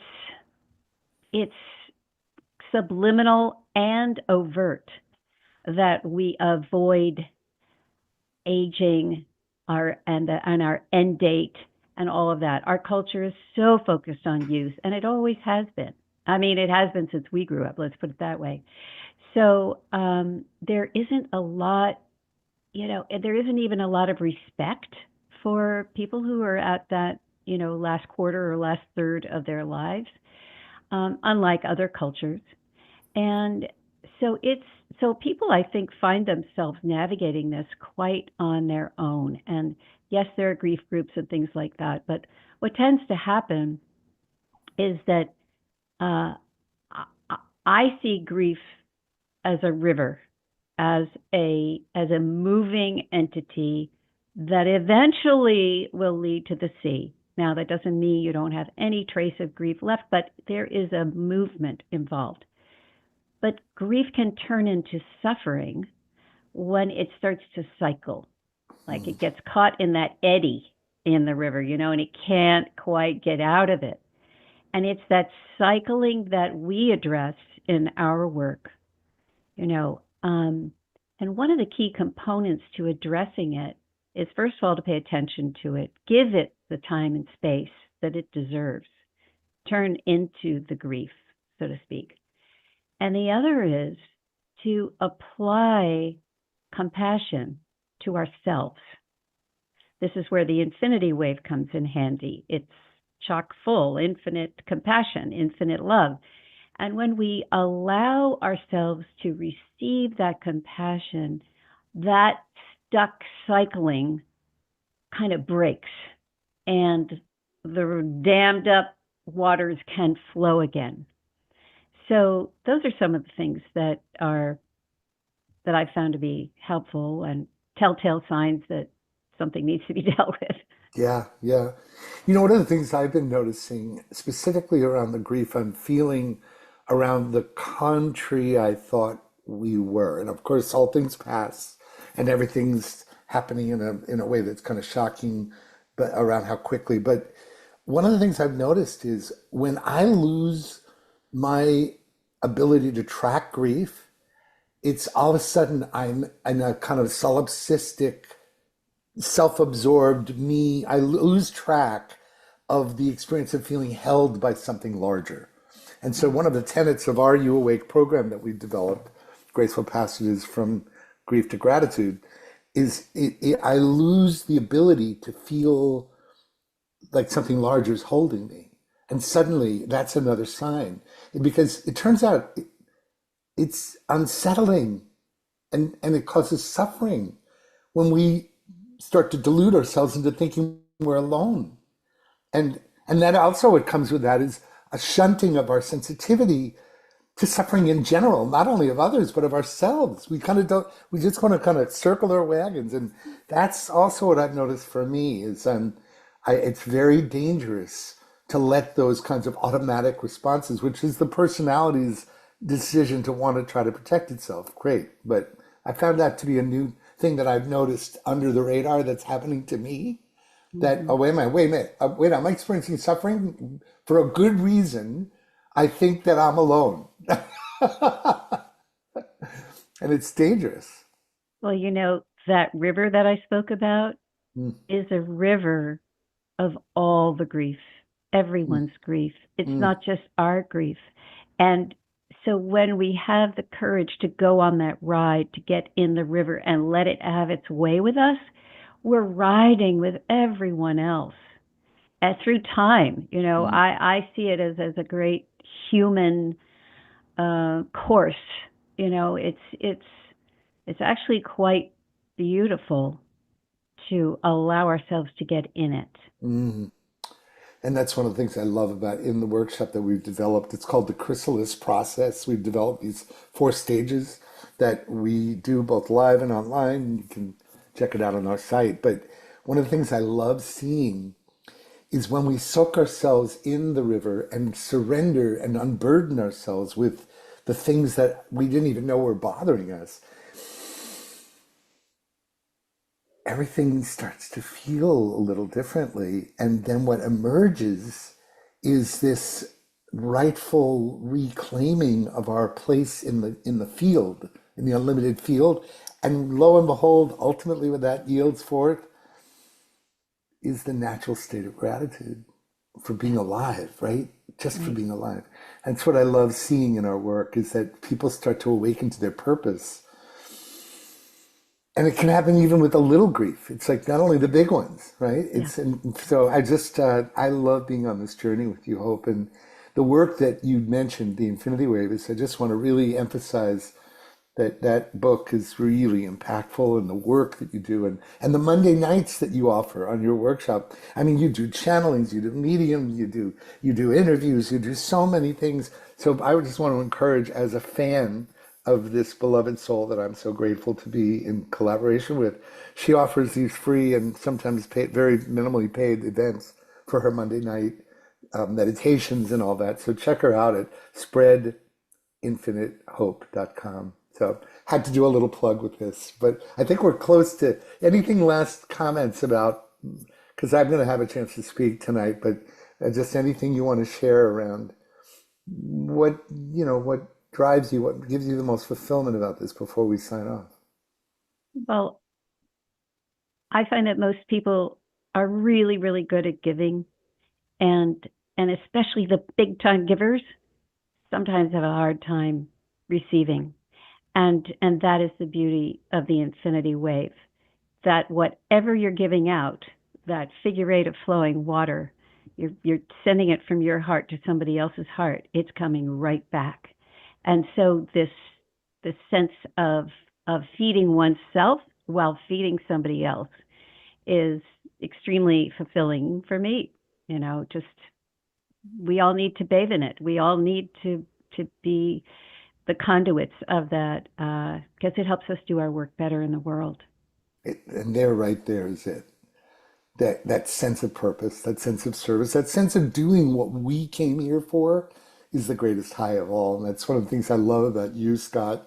I've never known anybody that just gives yourself to this amazing context. And you're so beautiful that you just demonstrate what it looks like to serve and to be in your purpose. So thank you for giving us the opportunity to share our work, because I'm discovering it by being in this wonderful canoe with Hope. So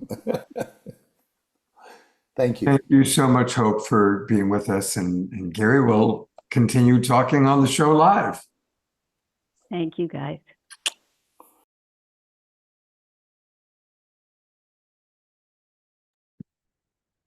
You're muted, Scott. Thank you so much for letting me know that. I'm going to go to their website, but while I do that, Sandra, I'd love to bring you up for a moment. Anything you'd like to share that, what stood out for you and what you just heard? I just think it's, it brings in more voices of our community. And I think that's so important. I think everybody who's here tonight has a story. Everybody here tonight has their own, experience, their own strength, their own hope. And, hearing from them makes this whole gathering richer and sweeter for me. There's a word in Portuguese, Brazilian Portuguese, saudades, and it means a kind of sorrowful longing, a sweet, sorrowful longing for something deep. And, my mother was an immigrant to this country. And so she always had saudades of Brazil and Brazilian culture. And I feel that, with this experience we're having tonight, when I'm not in community like this, and we're not going deep around love, grief, and resilience, I have saudades, because it feels so good to be connected to all of you and to be authentic and to be raw and to not know, but to do it together. Beautiful. Thank you. Thank you. I do want to show people, if you do want to get more of Gary and Hope, their website is u-awake.com. u-awake.com. That's where you can learn all about their different courses, all about the work that they're doing. There they are. And they really are beautiful. So I've put that into the chat box. And this is where I'm going to bring up Lori, if she's still with us. I think she is. Where are you, Lori? There she is. She is waving at me. Thank you for that. And yeah, this is where we're going to have a little bit of Q&A and see if there's any questions from the audience. I think you two have both covered things quite beautifully, but Lori, since you haven't been on for a little bit, is there anything that has sparked you that you'd like to share, or any thoughts that you've had that you'd like to provide to our audience tonight? I'm just blown away by all the wisdom in this room. You know, there's a certain amount of trusting what we know is our grief and embracing it. And it feels like this room has a lot of people that know how to do that in a really profound and healing way. So I'm very touched to be here among all of you. Oh, beautiful. Thank you. So if anybody has a question, maybe raise your hand. That's helpful if you use the raise your hand tool. Then that, like I just did, I'll show you. That's what it looks like. And that way you go right to the front and I'm able to find you easily. And I'm also scanning to see if there's any questions that came into the chat. I wasn't able to check it while I was showing the video because it would get in the way. Eleanor Joy writes, this has been a truly awesome show. So much gratitude to everyone. She has to leave to go pick up a ferry. That's right, the ferry. A lot of appreciation for everything that's being shown. I have a question then for both of you. You know, we've talked a lot about profound personal grief. But many of the people, perhaps all the people watching this show, are very empathetic. And they also experience the collective grief, whether it's what's happening in Gaza or anything else, you know, all the extraordinary things going on in the world. Do either of you have anything you wish to share about, and I'm going to bring Bethany up too, because she's a very wise woman. Anything that the three of you have to share about managing the macro, the collective grief? Well, I'll say that in my early loss of my son, shortly after there were the George Floyd protests going on, and I didn't have the ability. I wanted to be involved and I could not march and I could not. When we are in profound loss, until we do our work, we really can't be there in a substantial way. So I'm saying that if you're in the middle of a very turbulent loss and processing that, give yourself a break from being able to care about everything in the world. But now, as the acuteness of my grief has receded, I have the ability to be more involved with things that matter to me. And there is a collective grief that's going on. It feels like the world is literally on fire. Here in LA, we were on fire. And unfortunately, Sandra shared her story. But those of us that can digest and process our grief do have a responsibility to model for others how we can walk together through things that matter. I have to believe that this is all happening because we're evolving as a species and we're learning how to do our own personal grief work before we can lend a hand. That's really important so we can enter into any situation clean of our own agenda, our own unhealed wounds, so that we can show up as our best self. That's my opinion. I'll pass it to the ladies here. Very, very, very valuable. I'm just taking that in, Lori. It was beautiful. When I think of the grief of the collective, I'm going to take a more micro grief, but one that's affected an entire community. So I didn't just lose my home and my belongings. Our entire village burned down. The churches, the schools, the restaurants, the hiking paths, everything's gone. The entire community's gone. And, you know, it's really hard to, you know, it's like the land is gone as we knew it. And so what it means is losing a way of life that begins with the micro one's home, but then extends out to the entire community. all the jobs are gone, all the service positions, everything's gone, gas stations, you know. And what and Scott, I'm not sure if I'm answering, but I just wanted to share what I experienced with this incredible outpouring of kindness and generosity and people showing up like complete strangers and showing up for the kind of shell-shocked like me, kind of walking around. And I remember, you know, a friend taking me to a donation center, because when you get burned out like that, you don't have a toothbrush, you don't have a bar of soap, you have no clothes, you don't have anything. And I couldn't focus. Like there were clothes and things there that people had organized and were volunteering to offer to us. And so it took both somebody who was working there as a kind of very gentle, kind, but firm guide, and then another friend who went with me basically drove me there. And I said, if you can gather things for me, they had to do it for me. And so I think, you know, there's a way to be of service to the bigger community that's suffering and to show up to provide housing, complete strangers providing housing to people like me who are displaced, you know. And so I think that there is always a role. If I'm not in acute distress in this moment, then I can be the person who shows up for someone who is. And, you know, we play to our strengths. You know, if you have material things to give away, you do that.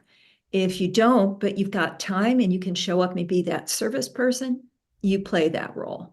You know, if you can take someone, you've got an extra bedroom, you offer that. So so that's at a community level. When I think about it, it's a national or international level. That's another thing. And, you know, they're all kinds of activism. And I've been involved in this my whole career. At an international, I worked at the global level, but I think at the national scale, there are different ways to serve. And, you know, there are different forms of activism. And I think it's very personal. What resonates is what we choose to do. We don't do everything. We choose the piece where this soul can make a difference. So I'm just tossing that out. I don't think that's a complete thought, but that's what came to me. Yeah. There's a lot of wonderful thoughts within the big thoughts, so thank you for that. Thank you. With me, right after 9/11, I put together a concert along with some of the sisters from the Self-Realization Fellowship and the monks. And we came up with it's called Concerts for a United World. And right after 9/11, we put on one at the Mother Center in Los Angeles. And it was about a week and a half afterwards, I was able to get some awesome players from the LA Phil, the San Diego Symphony, some, you know, the people that do movies. And when we played, I remember the last few songs we played God Bless America, and everybody was given a candle. They passed out candles and they were holding it and they were looking out at this gorgeous scenery of LA, and I'm looking at Mother Center. And I was realizing, you know, just how much better I felt, you know, and people came up to me afterwards and they said, I haven't laughed or smiled or anything in this amount of time. And, you know, they were so grateful to have music, to be able to release that. It's such a great way to serve. So since then, I've put on concerts for United World.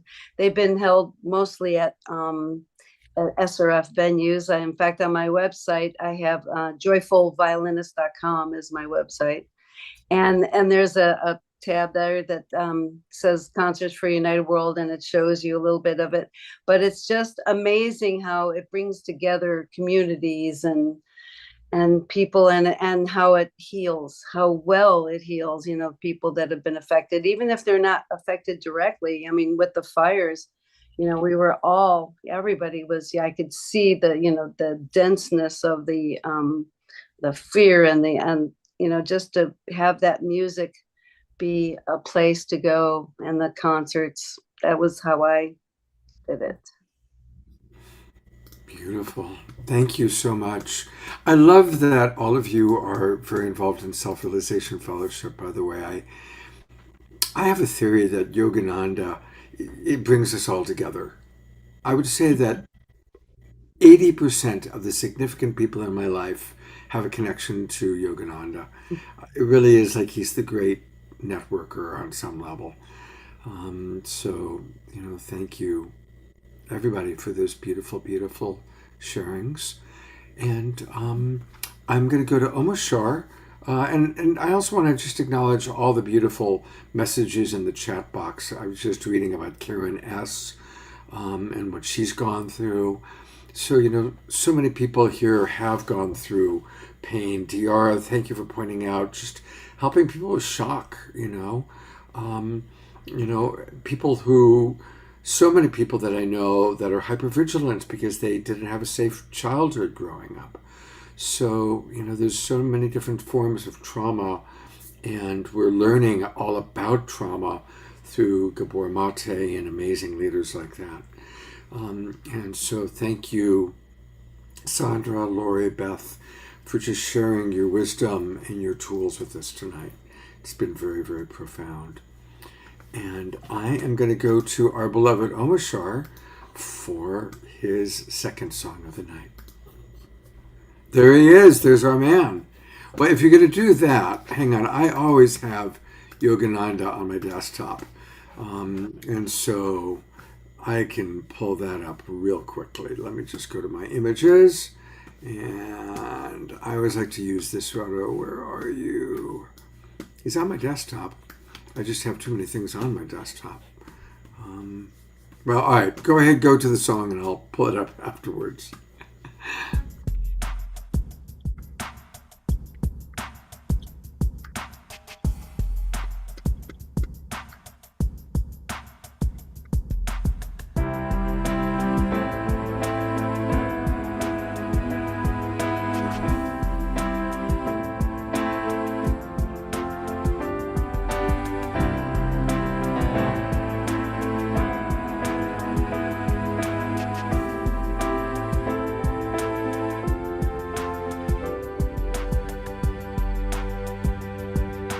Contemplating everything I knew,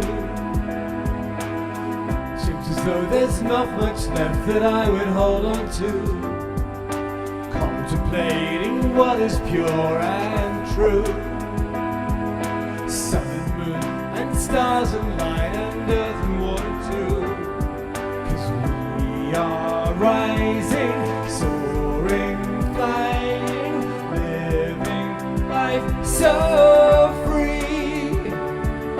We are flowing, changing, growing, loving all we see.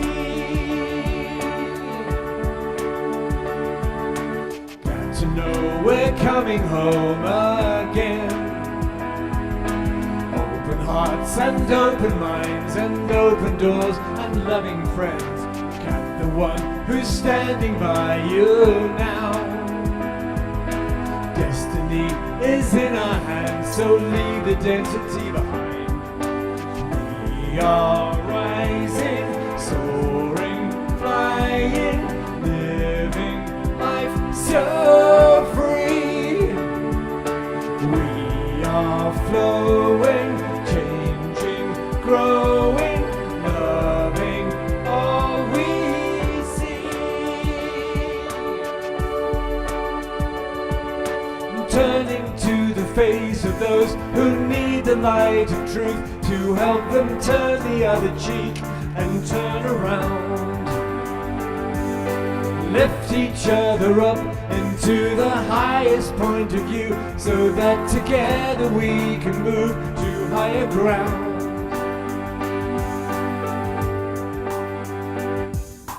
Contemplating everything I knew, it seems as though there's not much left that I would hold on to.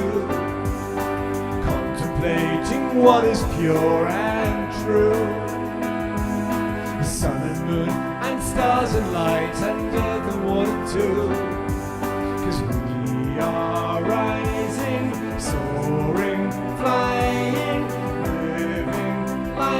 so free. We are flowing, changing, growing, loving all we see. Okay, one more time.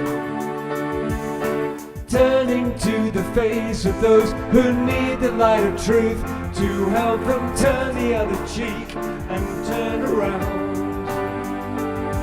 We lift each other up into the highest point of view so that together we can move to higher ground.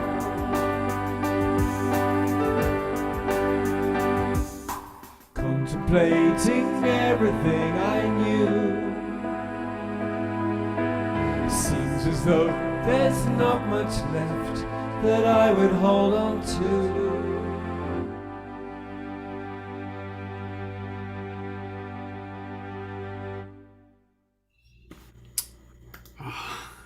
I'm going to gallery view. Let's all give Omashar a big twinkle. And Omashar has something very special to let people know about that I want to make sure we're all going to participate in. Yeah, I've just popped it in the chat, and can you hear me all right? Yes, And, I can.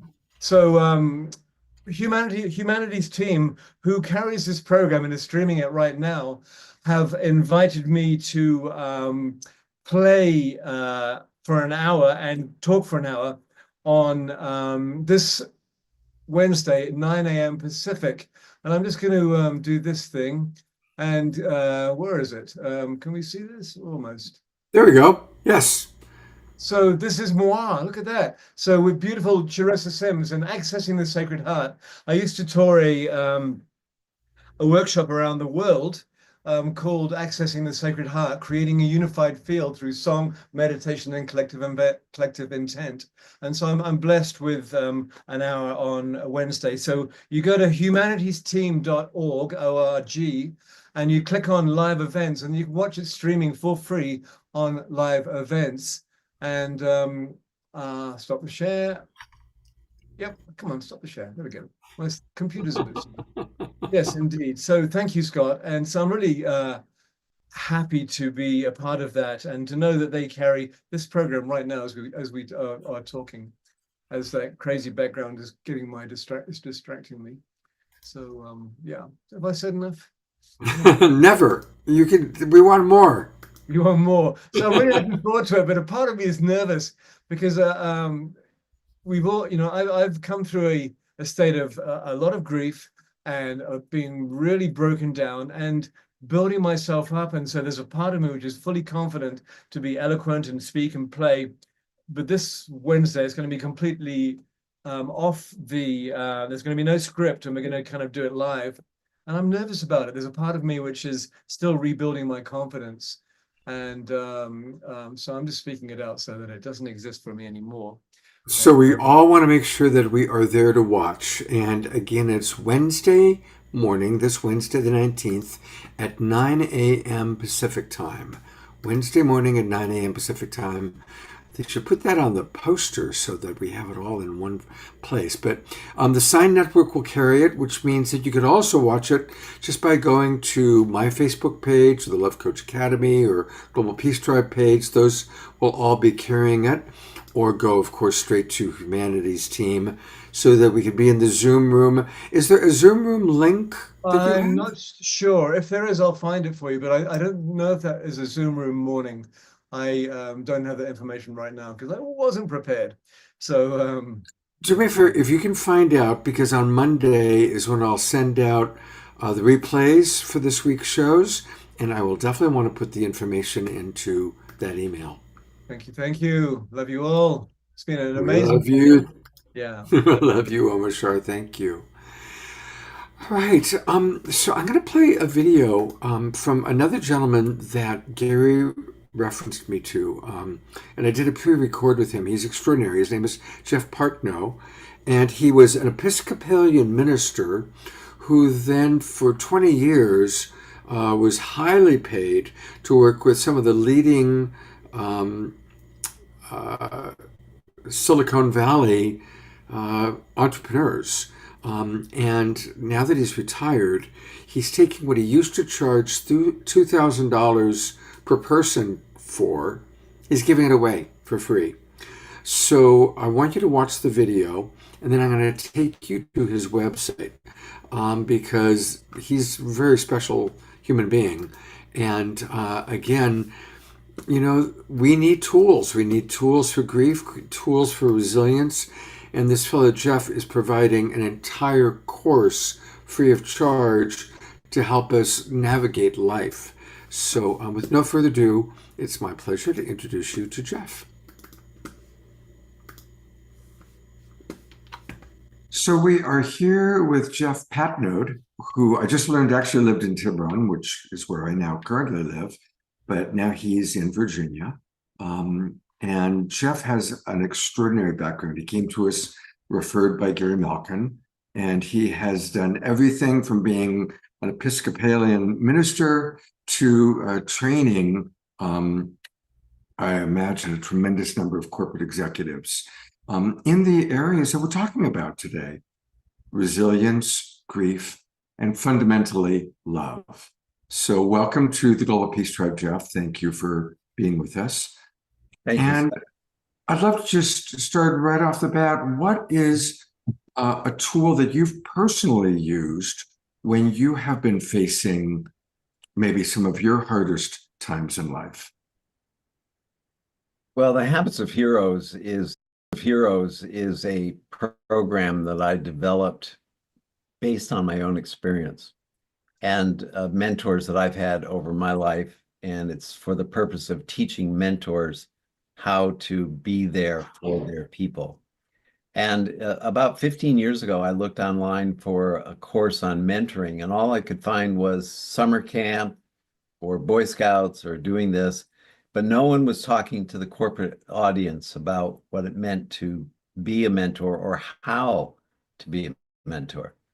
So I collected a group of about 12 people that would come to my farmhouse every Thursday night, and we would talk about the subject that I ended up creating as chapters to the book. And it's a virtual book in which you get the written text, with music behind it, thanks to Gary Malkin, a meditation that goes with it, a musical piece to sit with while you ponder it, and then a leader's guide that you use to teach your people so you don't have to come up with, a lesson plan. That used to be the worst part of my teaching career. When I was 20 years old, I'd have to come up with a lesson plan for my American history class. And I like to just create on the spot, whether I'm preaching or teaching or doing a keynote speech. So from that, after many years of delivering it, I met a woman from California who moved to our part of Virginia, and she used to work with Jim Henson, and she is also a technology master, and she helped create this program online. So all you have to do is download it, and you get the whole thing for free. And I want to emphasize it's free because this is the Jubilee year, in which the 50th year of one's work in biblical times, you gave your harvest to the poor. And so for those who cannot afford to take this, you don't have to worry about it. It's available for absolutely no cost. All I ask is that you encourage 2 others to join you, and you create a triad of learning and sharing, because each person gets to teach one of the lessons on a round of 4 rounds. So you get to teach 4 lessons. So that's what I'm promoting. I have a variety of things through Wingspan that are helping create the greater good. But if we could learn to walk humbly, honor kindness, do justice, learn eternally, those are 4 of the 12 practices, we would all be a kinder, loving, more helpful society. This is very beautiful. I'm going to show people how you can access this. And now that I'm really understanding it and looking at it, it's beautiful. And I want to just really honor Jeff for a moment and what he's doing, because this is an incredible program. You're about to see it. and I'm going to show you how to access it. You go to wingspanfoundation.org, wingspanfoundation.org. And I want to read what he says at the front. He says, Jubilee year is the 25th year in which landowners and merchants historically gave their products to the culture. In celebration of Jeff's last 25 years in the corporate and nonprofit world, with the deepest gratitude, he's giving the gift of all of his offerings free of charge to all of us for the greater good. So you go to wingspanfoundation.org, and I'm going to actually show you a couple places. If you go to Habits of Heroes overview, that's where you can kind of learn exactly that, the overview, the different formats, student mystics, teacher mentors, and wisdom masters. And then if you go, I'm going to go back to home, and if you go to programs, start with course sample.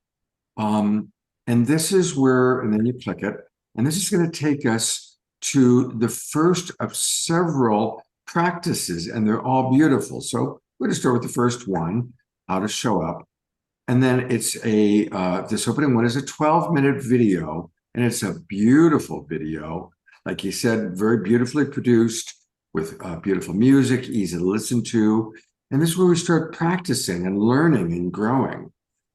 So this is a wonderful, very thorough program that you used to charge $2,000 per person to, that you're now giving away. That's correct. Yeah. Yeah, it was a high-level leadership program that people like Cisco Systems had already trained thousands of their people in my transformational leadership program. But this is about mentoring, and this is a deeper, this is the second mountain, if you know that book. This is the way to leave a legacy, to make a difference, to live a life of joy, to contribute to others. It's not about self-actualization, it's about cultural actualization. And it's something we need desperately. We know that in our life today. We're denigrating most of our values-based life into something that we don't really prefer. So this is a way to overcome three major problems. One is distraction, and our technology today is built to create distraction. So if we hear that ding of a text coming to us, we reach for the phone. If you go to any restaurant, you see families sitting together looking at their phones. They don't talk. The second is deception. And we have a critical environment now politically in which lying is the norm. And that leads finally to the third, which is disintegration. So distraction, deception, disintegration. And if we want to be witness to the demise of our culture, even in our lifetime, we have to do something about it. And you're doing that in your global tribe, and I'm doing it in my little way. Are you doing it in a big way, Jeff? You know, an amazing synchronicity. This morning, I was on a Zoom call with 4 other members of the Evolutionary Leaders Circle, and we are putting together a mentorship program. What we're looking at is how to offer the wisdom and the those members of the evolutionary leaders who want to mentor young people. And we were having that meeting this morning. And I had no idea that what you were going to bring was a mentorship tool, a powerful mentorship tool. So there's an interesting synchronicity happening here that I just want to acknowledge. And we've been offering this in West Virginia high schools for the last 6 years. So it's very much a youth program of learning how to raise up 9th graders when you're an 11th or 12th grader. And so we have the combination of those groups, and they've been doing this very successfully. There's one picture on my website, I think, of a graduating group that all has their certificate or something. So beautiful. A question that I always like to ask during these turbulent times, and obviously what's going on in the world right now is very scary. The new presidential administration and the big changes that they're making. What are some of your personal tools to keep your spirits up, to keep to cope in a healthy way with some of the difficult things going on in the world? I have a practice that I've been doing for most of my life, and it's been enhanced in this last year when as I mentioned to you before, I had 6 brain surgeries and was thought I wouldn't live. But in 5 weeks, I was back, and people were astounded that I was back. I practice sitting quietly, and that's the first thing I do in the morning. And I get up around midnight. So I go to bed at 9, I sleep 3 hours, and then I'm up from like midnight to 3. And I sit in this room where I am. I journal, I read, I study, I write, and then I go out for a walk with the dogs. And so I take them. So by around 3 a.m., they are ready to go out the door. So that's sitting quietly. And, people talk about meditation and prayer and all those things. I say, just sit and listen. Don't say anything. Mother Teresa was once asked, what do you say to God since you're always praying? And she said, I don't say anything. I just listen. And they asked, well, what does God say? And she said, nothing. He just listens. So that's the presence. That's just moving into the presence. Showing up is very important to me. And observing and truly listening is important to me. And I hear guidance in certain ways about my life. Excuse me. You asked me earlier, what do you do when you hit those hard times? I've been through 4 of them, 4 really critical ones, which I lost everything. I lost my farm. I went bankrupt. I lost all the business I had built. But I also went through 2 divorces.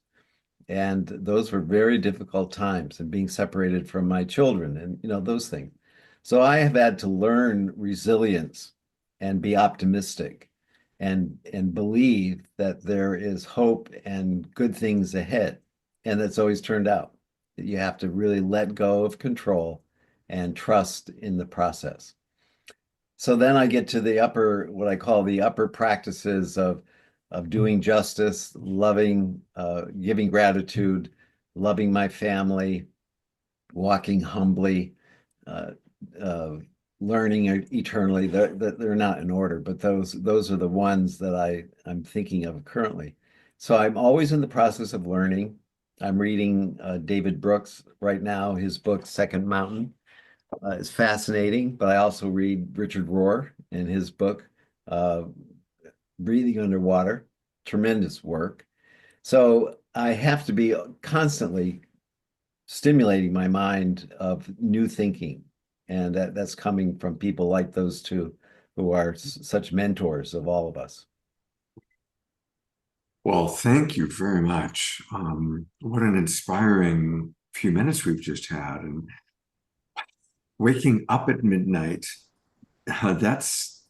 I know people that get up at 3 a.m., but you're the first that I've met and connected with who gets up at midnight. Thank you for your humility and your connection to bring through wisdom and then to share it so generously. And I believe that a lot of people watching our show are going to benefit.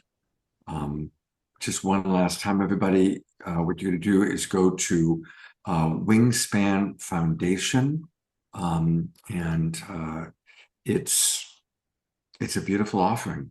I'm going to put that into our Zoom room link. I'll also email it out to all of our subscribers, so you'll have all the details about it. Well, thank you, Scott, and thank you for what you're doing. I so appreciate that, and that we share Gary Malkin as a friend and a guide to us all. And in fact, he's probably buzzing me right now. We love Gary and that great big heart, and of course he'll be with me as we're showing this. So I'm sure he'll comment before and after to our audience about you. Great, thank you, sir. I look forward. Thank you very much, Jeff. Okay, bye-bye.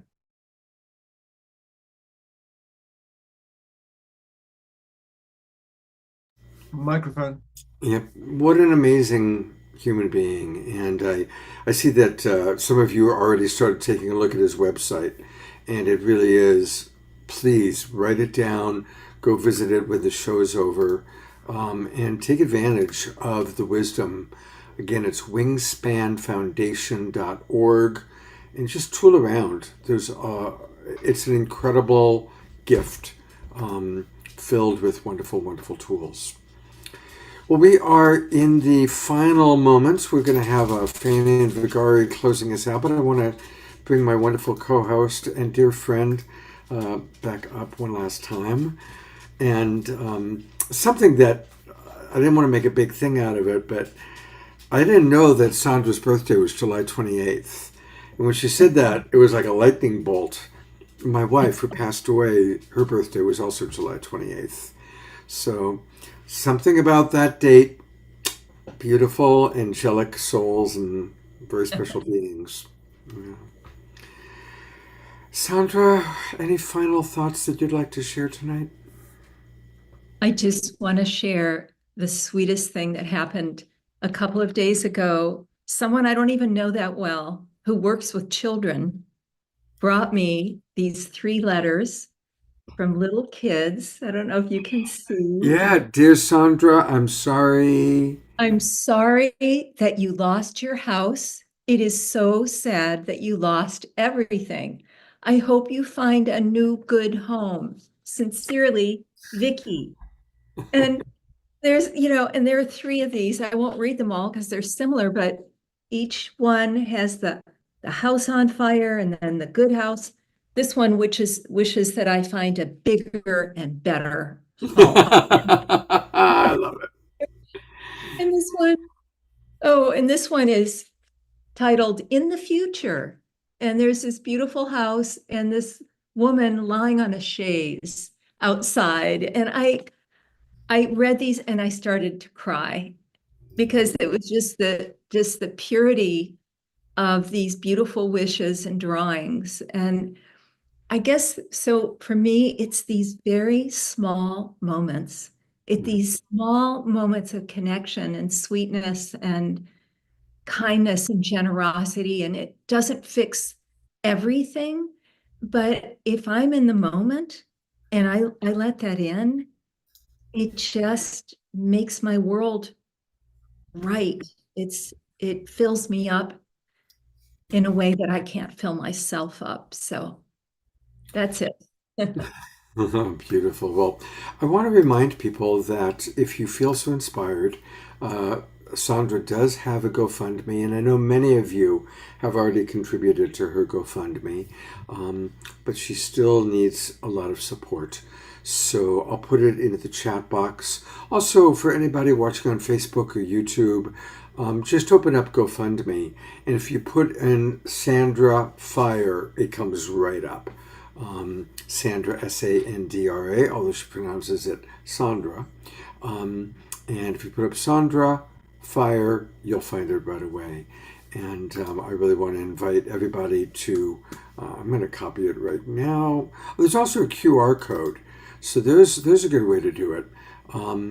If you want right now, get out your cameras, get out your trusty cell phone, and put it on camera mode and go to that QR code, and it will, there it is, take you straight to the GoFundMe for Sandra.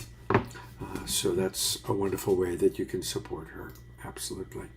And I want to bring up our other presenters and thank them, and then we'll go to Fanny and Vigari to complete. But where is Lori? I saw her here a moment ago. There she is. Lori, what a pleasure to meet you. And I would love to talk to you privately because I have been feeling called to study Qigong, so I'd love to talk to you about that. I've been hearing that. And our beautiful Bethany and that incredible story, and then you blew us all away with your beautiful video. And even though she wasn't originally on the slate, I want to bring up Anasuya and thank her for her beautiful contribution tonight. Thank you so much, Anasuya. And looking forward to seeing you again on March 1st and on March 15th. And of course, my beautiful beloved brother, Omashar. And we all want to be there Wednesday morning, 9 a.m. Pacific time on Humanity's Team. And you will also see Omashar that same evening for the Awakening World. And here's what we've got coming up on Wednesday night in the realm of our psychic gifts. Alan Steinfeld is co-hosting with me, and we've got 4 extraordinary psychics and channels who are going to be joining us. And they will be doing readings for some of you in the Zoom room. So Wednesday night's a good night to be live in the Zoom room with us. And then on next Saturday night, a week from tonight, every year we do a show on enlightened partnerships. And Christy Michaels helps me to put that together. And we're going to see 3 couples that are really using their coupleship to create wonderful things in the world. My good friends Donnie and Heather, I introduced them to each other about, maybe 15 years ago. And they've created a retreat site in Maui. They do beautiful music together. Darren and Karina, who teach together. And Anthony and Renee, now you've seen them on the show many times, and they just wrote a new book where they channeled together Mary Magdalene. So talk about an enlightened partnership, coming together as a couple and then together channeling the spirit of Mary Magdalene and creating a book. Also Melissa Sophia Joy, who has a beautiful enlightened partnership with the divine. And Omashar, who has a beautiful enlightened partnership with music. So it's going to be a beautiful show next Saturday night, and I hope that you'll all join us for that. So that's what we've got coming up next week, and I love each and every one of you, and I'm going to turn it over to Fanny and Vigari to close us out for the evening.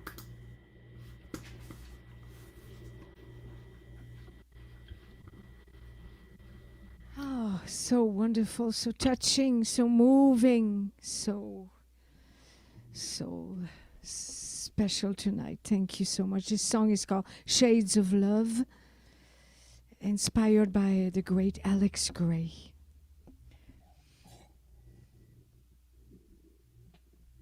You ready? Okay, here we go.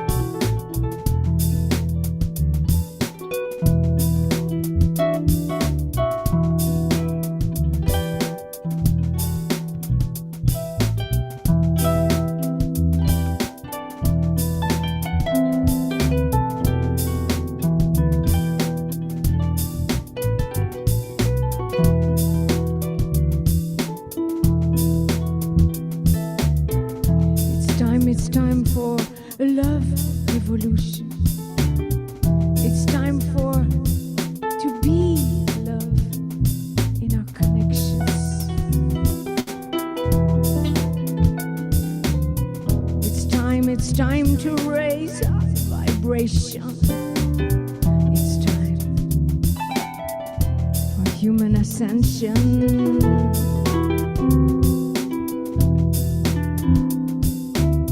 Millions and millions of enmeshed vibrations. Time and space, we have this possibility to ascend. Here we are. Millions and millions of enmeshed vibrations of souls rising.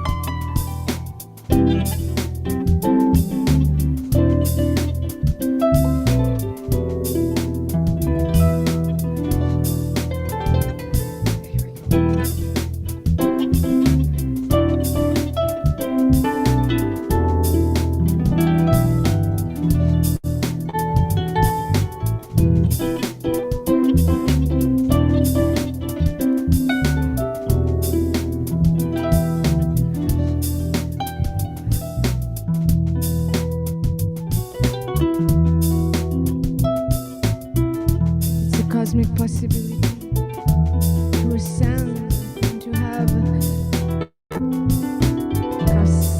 cosmic reality of love. So here we are, our human race, here we are. And what are we here for?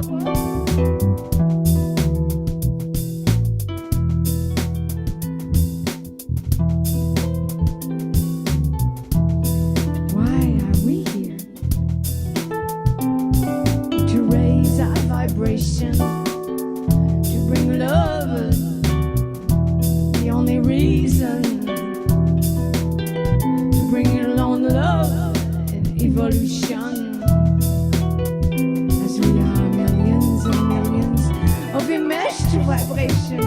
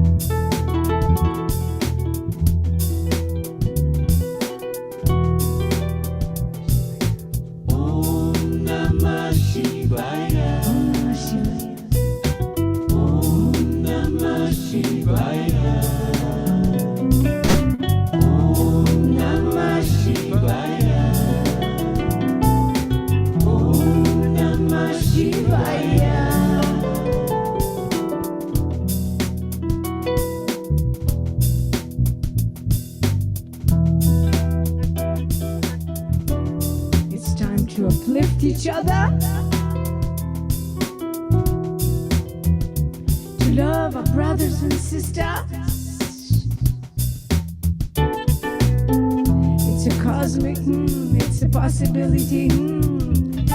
Yes, a new earth is arising. So why are we here for? To love, to evolve, and to raise our vibration, and to make love a revolution. Why are we here but to love, only to love? Only to love.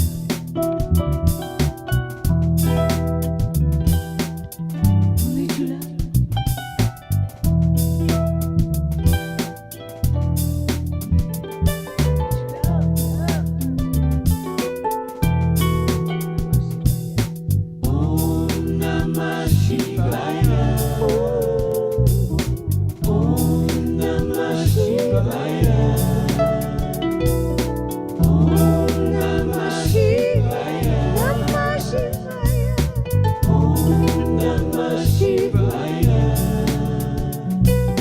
I wish you a good night, you sleep well, the children of light, angels.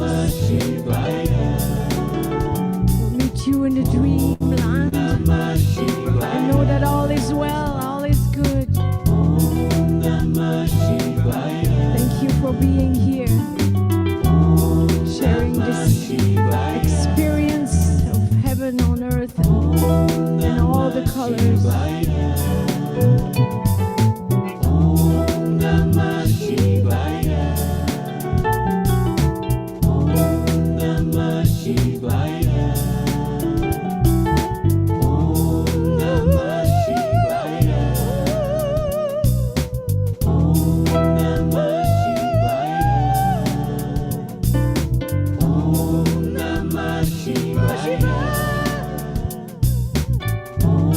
Namah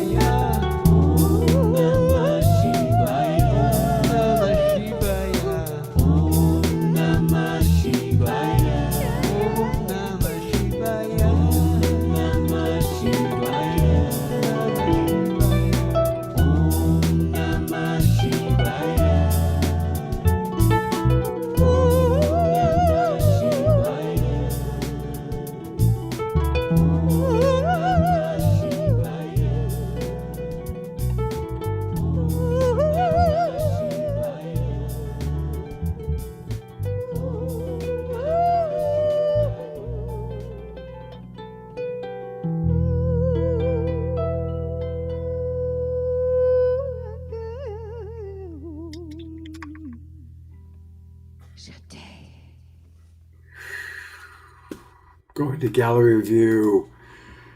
Wow. You know, you are always just the best way to close out a show. You know, and it's true, just like sending us into the dreamland. And I am going to read a couple comments. Ayada writes, "We are here to make love a revolution." And Connie writes, "As we do our work with understanding that everything happens for us, not to us, and others on their soul's journey. We accept the love of the universe and shift frequencies into new realities, of which Franny is singing." So beautifully stated, Connie. And let's remember to have empathy for the suffering. It is important for us to have empathy for the suffering. Thank you again, beautiful beloveds. And again, you can find Fanny and Vigari by going to starchild.ca. Starchild.ca is where they live, at least online. Wow, what an evening. I'm going to bring Sandra up one more time. Sandra, what a blessing to co-host with you, and you are an inspiration. So thank you very much. Thank you. And I would say likewise, Scott. It's such an honor to be here and to be with this incredible community. And let's just keep holding each other. Absolutely. We're here to take good care of each other. I'm going to go to gallery view one last time, everybody. Thank you so much. Much love. Have a beautiful sacred Sunday tomorrow. Remember, we can make any moment sacred by seeing the divinity in all. I certainly see the divinity in all of you right now. And I look forward to seeing you Wednesday morning for Omashar and Humanity's team, and then again Wednesday night on the Awakening World. Good night, everybody.